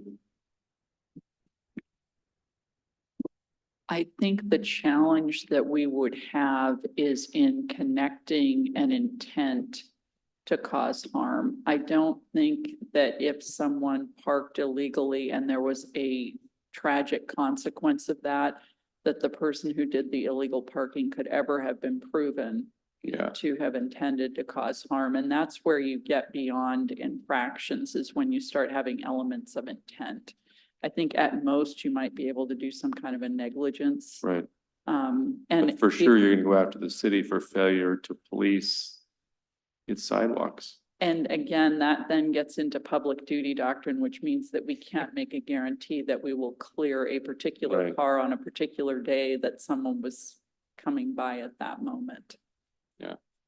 And then not really related to the enforcement of parking, but just, I don't know if Lakewood has, you know, in the standard drawings, the engineering plans, when folks come in and do developments, is parking in the right of way even allowed? I didn't think that parking in the right of way was even allowed at this point. So outside of that special case where, you know, Mr. Brandsetter was talking about that we accommodated some parking, we really should probably be thinking, you know, more so about making that a standard.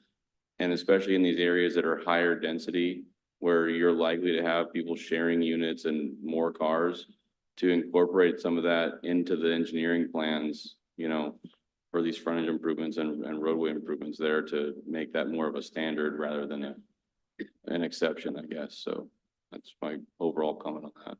Thanks. Mr. Boki and then Mr. Lorcella. Yeah, so just to extend my remarks. I understand that the fine regime needs to be simplified and cleaned up.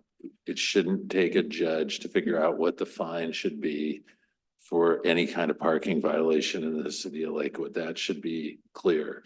As to the amounts, I don't know what the right amounts are, but I think the amounts should be in some kind of, like, what would it be for, what do we charge for speeding, right? What do? We don't want parking violations to be higher than speeding violations. So, and I don't know all that stuff, right? So, but the impoundment thing, I can't get my arms around. So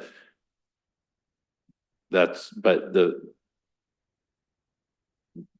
fine regime needs to be fixed, simplified, made clear, great, but I'll leave it at that.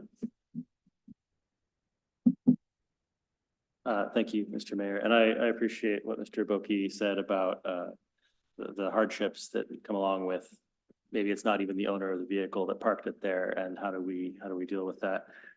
This is a problem that's only going to get worse as densification happens in our city, right?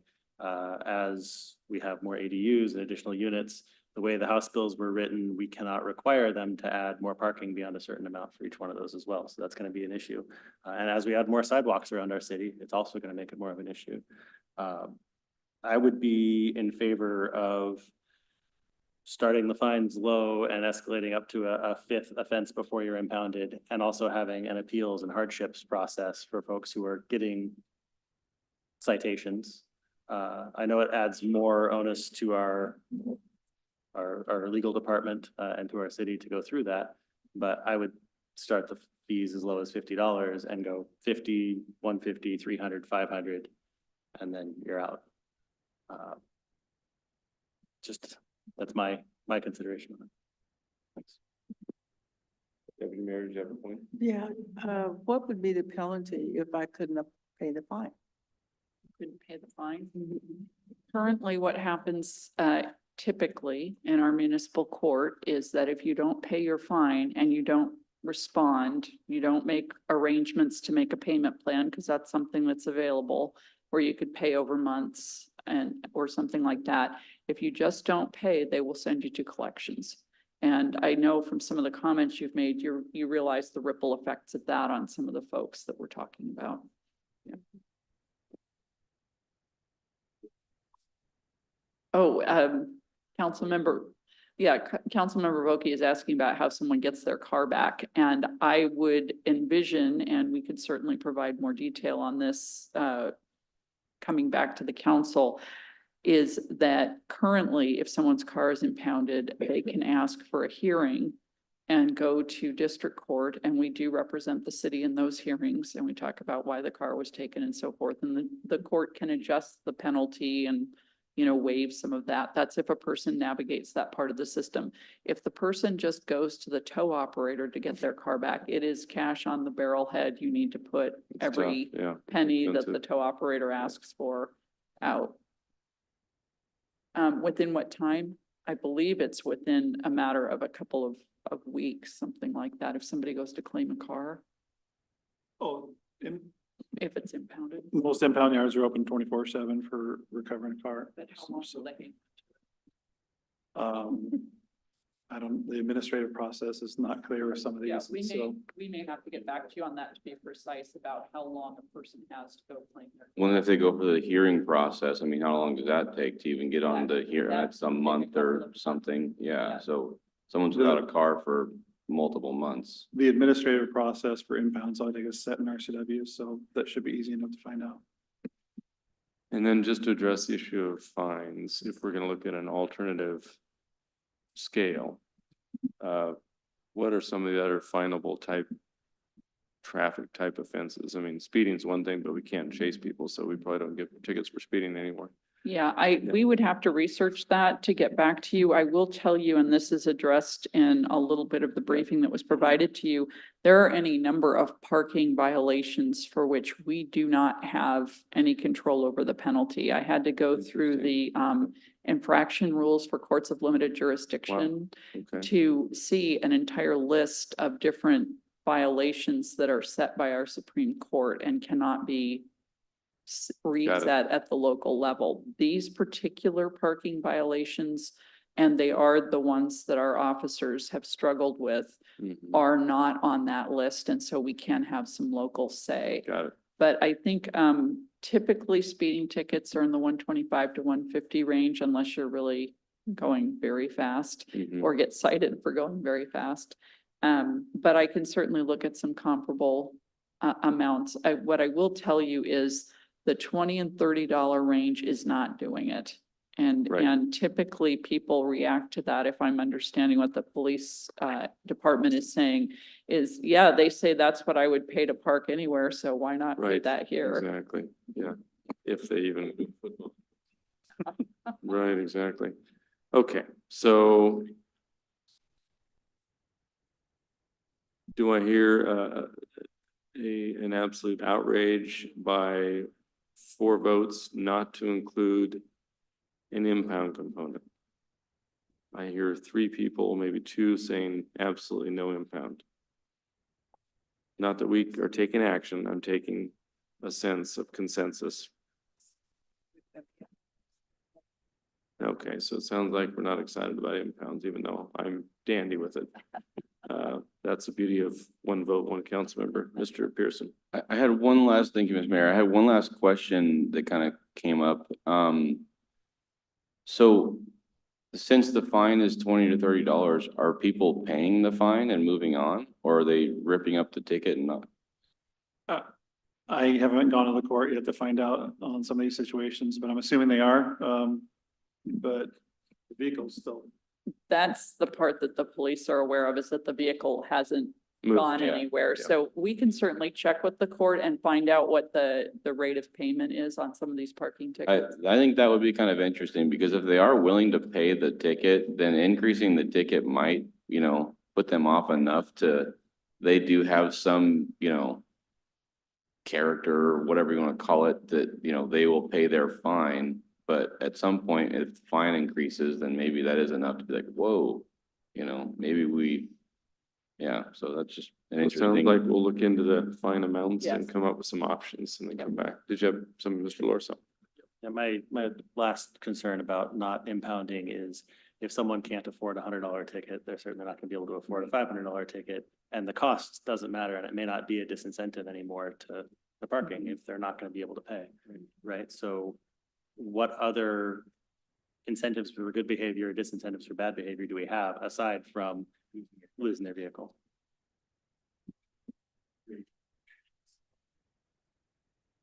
Yeah, the biggest incentive for me to move my car might be Mhm. if I were to lose my car. Yeah. Yeah, Mr. Branstetter. Well, Mr. Mayor, I do think your earlier suggestion of just make the tickets really large and ugly and adhesive. And, if you're trying to get something to go and do that, but I'd like to see a less steep rate of the increases, but maybe the first one could be $50, I suppose. It's fine, and going on up. And not really getting to impounding unless you put the ticket on the car and it doesn't ever move. And it's still there for a week.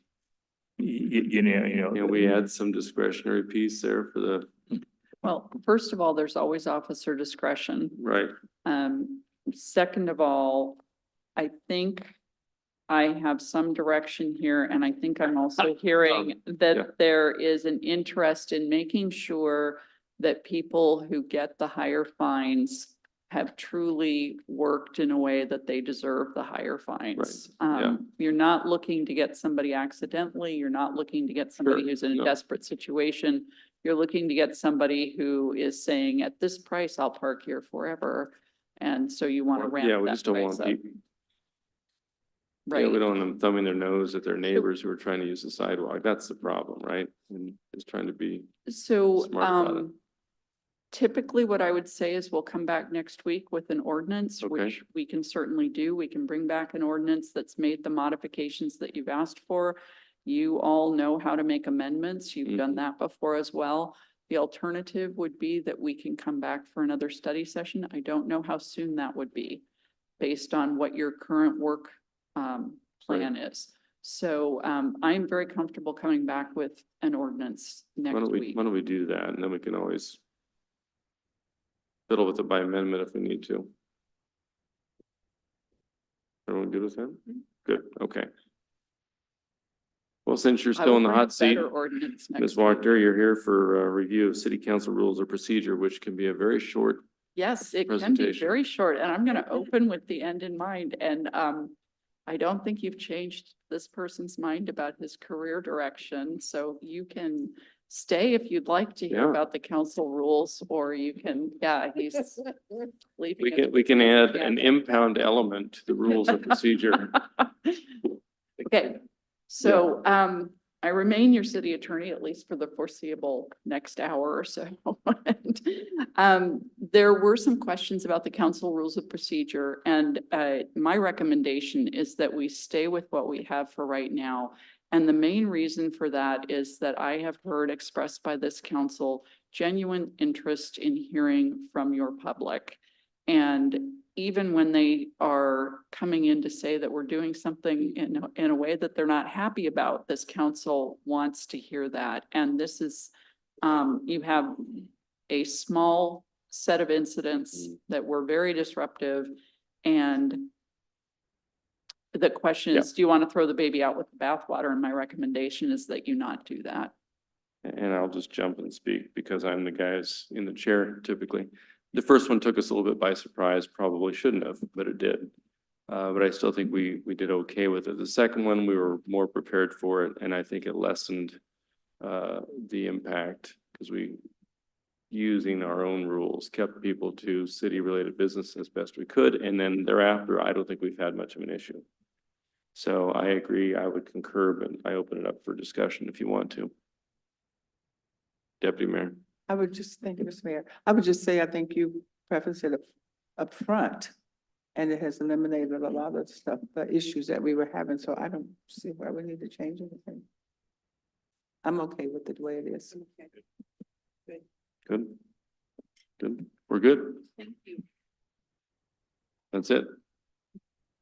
Well, very good. Well, thank you, Ms. Wachter, for your brevity in the last one. Well, that concludes the items for discussion tonight. Those items tentatively scheduled for the next regular city council meeting are set forth in your agenda for tonight. And so without further topics, we'll turn to the city manager for his report.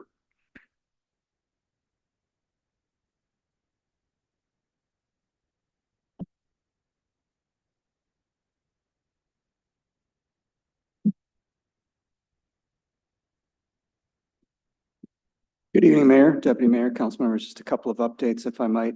The first is we've secured the services of Michael Pendleton to help facilitate your retreat on Saturday, March 30th. And as a part of that, it would be beneficial for him to be able to spend some time with you in advance of that, perhaps a 1-hour meet and greet. And he has some kind of couple open-ended questions. And so we've identified the week of March 11th would be a good time to do that. Specifically, we narrowed it down to Monday or Tuesday, the 11th or 12th. And so if you have an opportunity, a 1-hour block in those 2 days, if you could let myself and the city clerk know, and we'll get you scheduled. I know one Councilmember Pearson's already gotten back to me on that. So thank you, Councilmember. 11 and And 12. The 11th or the 12th. However, if that doesn't work, we might be able to have some time on Wednesday, the 13th as well. And the reason for the 11th and 12th is there's 7 of you. And for him to come down for, 2 or 3 meetings or 4 Right. meetings in one day, as opposed to kind of stretching it out over 3. So that's why Okay. we're suggesting either Monday or Tuesday. But again, if for some reason that doesn't work, Yep. we have Wednesday as well. So if you could let me know, in the next week or so, that would be Okay. fantastic. As it relates to your calendar, just a couple of updates. On February 22nd, the Boys and Girls Club of South Puget Sound will be having their annual Legacy Hope event at the Hotel Murano, the Bicentennial Pavilion. And if you have an interest in attending that, let me know. I can send you a link to the event. Actually, RSVPs were due by February 9th, but I think they have a little bit of a lag there if you're still interested.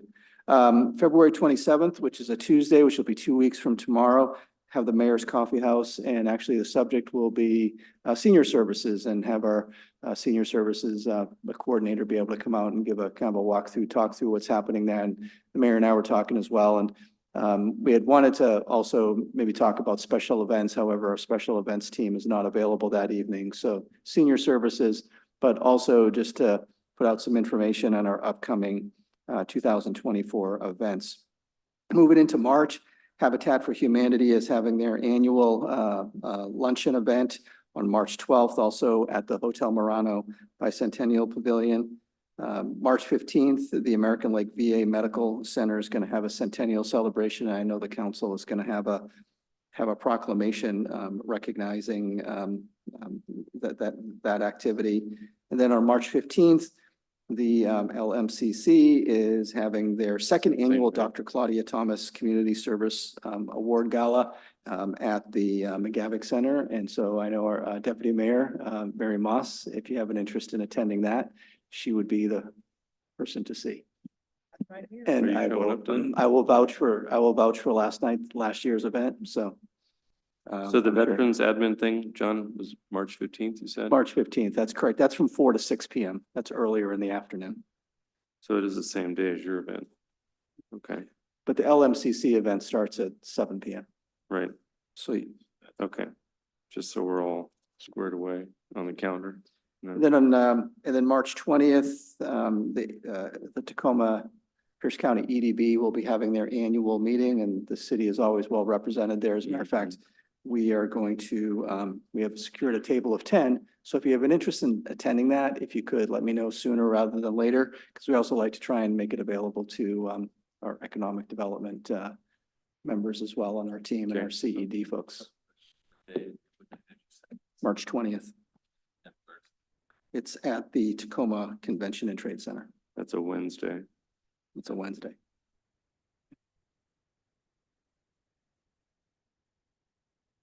So just let me know. Got it. And then lastly, as a follow-up from your first agenda item, I understand that you do want to elevate the H Barn restoration project into 2024. That's what I heard. Is it 24? Into 24, to begin working on that in 24. Yeah, yeah. Yeah, so it sounds like we may need to chew on that a little bit. maybe. Okay, so I can come, okay. So I can come back to you with that then. So, and just a real snapshot, I know I communicated this previously. Yeah. Right now, there's 17 park projects in the queue, a handful which are well underway in 2024. But certainly we can report back to you, you know, in more detail on that here in the near future. Looks like Mr. Branstad has a question. Yeah, and I am okay with moving it up and saying the city is going to start to be an active player to do that. It's just that in a normal public works project, the very first thing you do is not go do drawings. There is preparatory work that goes into getting started on a project, so I don't want to jump into just saying, well, let's do the drawings and we'll come back and do the other stuff later, to be able to go, as you mentioned, about really doing an evaluation about utilities and what other sort of work and things to be able to go on. So that I'm okay with getting started earlier using funds that are provided from fundraising already done, but I want it to be done in a sequence that makes sense for a city project, not in a sequence that makes sense to facilitate fundraising.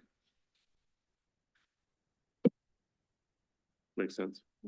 We can probably chat about, I'll be back in front of you. yeah, we can chat about that. Okay. I Anything got- else? That's it. Great.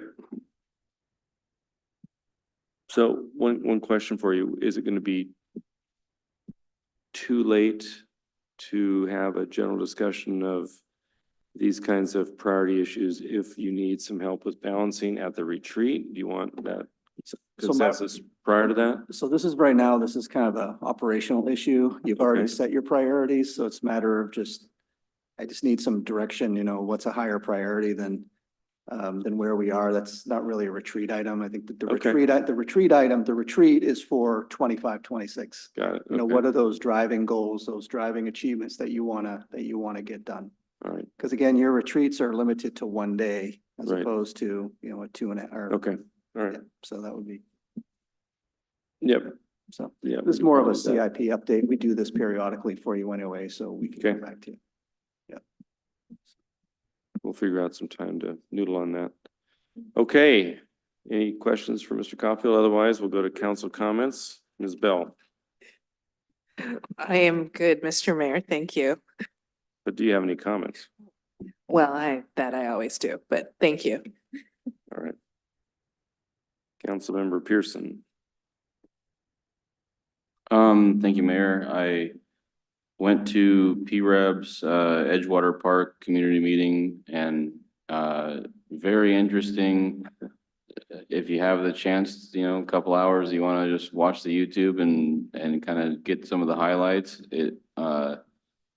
There was a lot of comments on both sides, you know, the adjacent neighbors and then the rest of the folks that want access and, you know, want a larger improvement done. So, anyway, it was very interesting, meeting and well attended. There was 30 or 40 people that showed up and they all seemed very interested. So it was a successful, public meeting. Thanks. Very good. Councilmember Laura Sella. Thank you, Mr. Mayor. No comments, this week. Very good. Mr. Branstetter. Yeah, Mr. Mayor, I certainly, have seen the sequential additions of hidden heroes that have been put out, being able to go and do that. And I think, we've done a really good job of having the team that put those together, of actually choosing the individuals to highlight, because with one exception, they've been individuals that were hidden from me. To be able to go and do that, but are worthy of being highlighted, and that goes on off.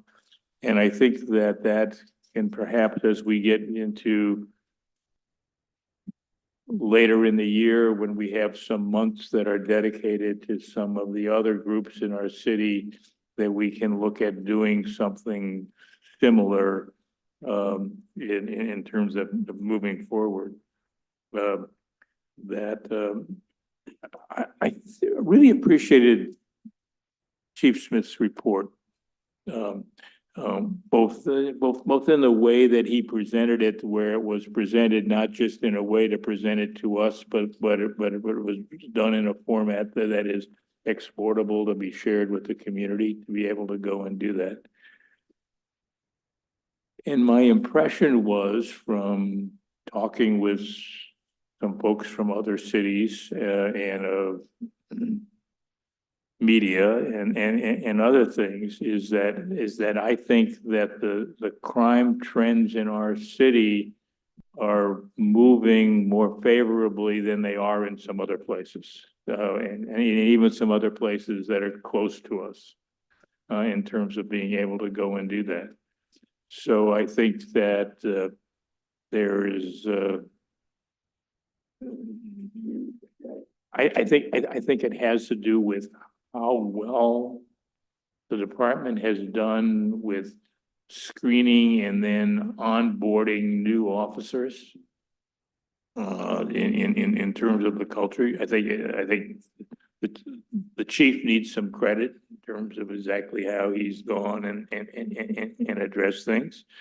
I think we can take some credit about being a place that high quality officers want to work for, or people who have the potential to be high quality officers, to be able to go and do that.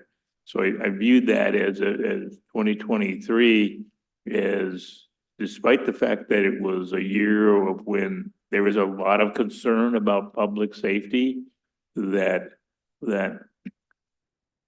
for us, we've actually done some actions that have mitigated public safety concerns more so than others, and I think we can be proud of that. Thank you very much. Councilmember Boki. Thank you, Mr. Mayor. Yeah, I appreciated the report tonight. Really a lot of information in it, which I really appreciated, a lot of statistical information. And I also appreciated the update that he gave for year to date. I know that's a short snapshot, but it's nice to kind of see trends continuing, especially in auto theft. I think Mr. Pearson, or Councilmember Pearson, put it right when he talked about the burglaries. I've always looked at the burglaries as in car thefts and as those things that really impact people where they live. And although car theft can happen anywhere, but it's a very personal thing, right? And the car theft thing's just been completely out of control, and we know that. So hopefully we'll see a measure of that. And I really do think that drop in the burglary number is an important part of people feeling safe in the city of Lakewood, that their perception of safety increases when they're not victims. So was at Planning Commission last week. Remember, we sent them the expansion of the multifamily tax exemption area to match the downtown plan, sub area plan. Fairly robust discussion. surrounding it. A lot of different points of view, kind of maybe went in several directions outside of that. And they're gonna have next week, I believe it's the 21st, they're going to have their public meeting. So, for the public input, so, and then at some point in time after that, they'll make a decision. But it was a robust discussion. I would note, just for the mayor's benefit, that the PCRC meeting is this Thursday at 6 p.m. And they have brought back although there's no information in the packet, they have brought back the unfinished business county UGA amendments where we're shrinking the UGA. And and for those of you who may not have been here when I was here last time, we were in the meeting and there are reductions, piecemeal reductions of the county's urban growth or certain cities' urban growth areas. And one of them was Sumner. And the guy from Sumner was like, yeah, we don't approve of this. And so it became clear as they hadn't been asked. And it just went south from there. And then this one member of the Gig Harbor City Council, he was brand new and he was like, because interestingly enough, they're taking the Purdy area out of it, which is actually a commercial area and is pretty urban really, but I'm kind of gathering this is coming from other sources. But anyway, we'll have to make a decision on that, and maybe Ms. Spear will let us know what we should be looking for on that. So, and then it's the countywide call for projects 2024. So maybe we'll get a project. We typically do okay.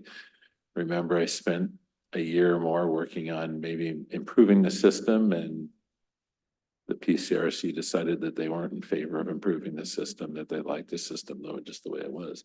So hopefully that will work for us in our favor. And I think I even said back, we can go either way. We do pretty well in the current system. But so anyway, that's it for me. I still don't understand how the PCRC meeting can come again so quickly. Thought we just had it. Oh, God. Pulling fingers out. Deputy Mayor Moss. Thank you, Mr. Mayor. I attended the Lakewood Chamber Luncheon on Thursday, and our city manager did a fantastic job talking about the city. Everybody really was pleased with that. So thank you, Mr. City Manager. And then that night, I attended the Airman Leadership School. I always enjoy those, to see the pride of those young men and women that graduated with honors, and great. That was really nice. The surprise came when they called my name and they were up on the stage, and I'm like, I didn't go to school. What are they calling me for? You know how to get called out. And it was hot off the press, but I have been chosen to go into the Joint Base Lewis McCoy Civilian Hall of Fame. Oh, fantastic. Yes. Congratulations. I don't know what that entails, but he said the ceremony is March 29th. Nice. Yeah, so I'm Very really nice. proud, but I had to push my mouth shut because I couldn't. Yeah, that's great. Thank you. Thank you. I think Mr. Caulfield is there in the Hall of Fame. So I did see you at the post office. I don't know I will let you know what the ceremony is like. I don't know. Yeah. I was hoping for some money. Yeah, exactly. Yeah, just hoping for some money.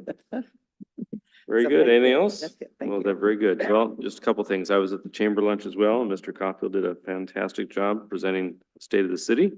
And then the next day at Rotary, he introduced Lieutenant General Brunson, who was the I-Corps commander and was our speaker. So it was a really nice way to introduce all things JBLM to the community, at least a snapshot of the community through Rotary. And Lieutenant General Brunson did a fantastic job. So it's always great to see them here. Lincoln Day is an annual Bar Association dinner that I attended on Friday evening.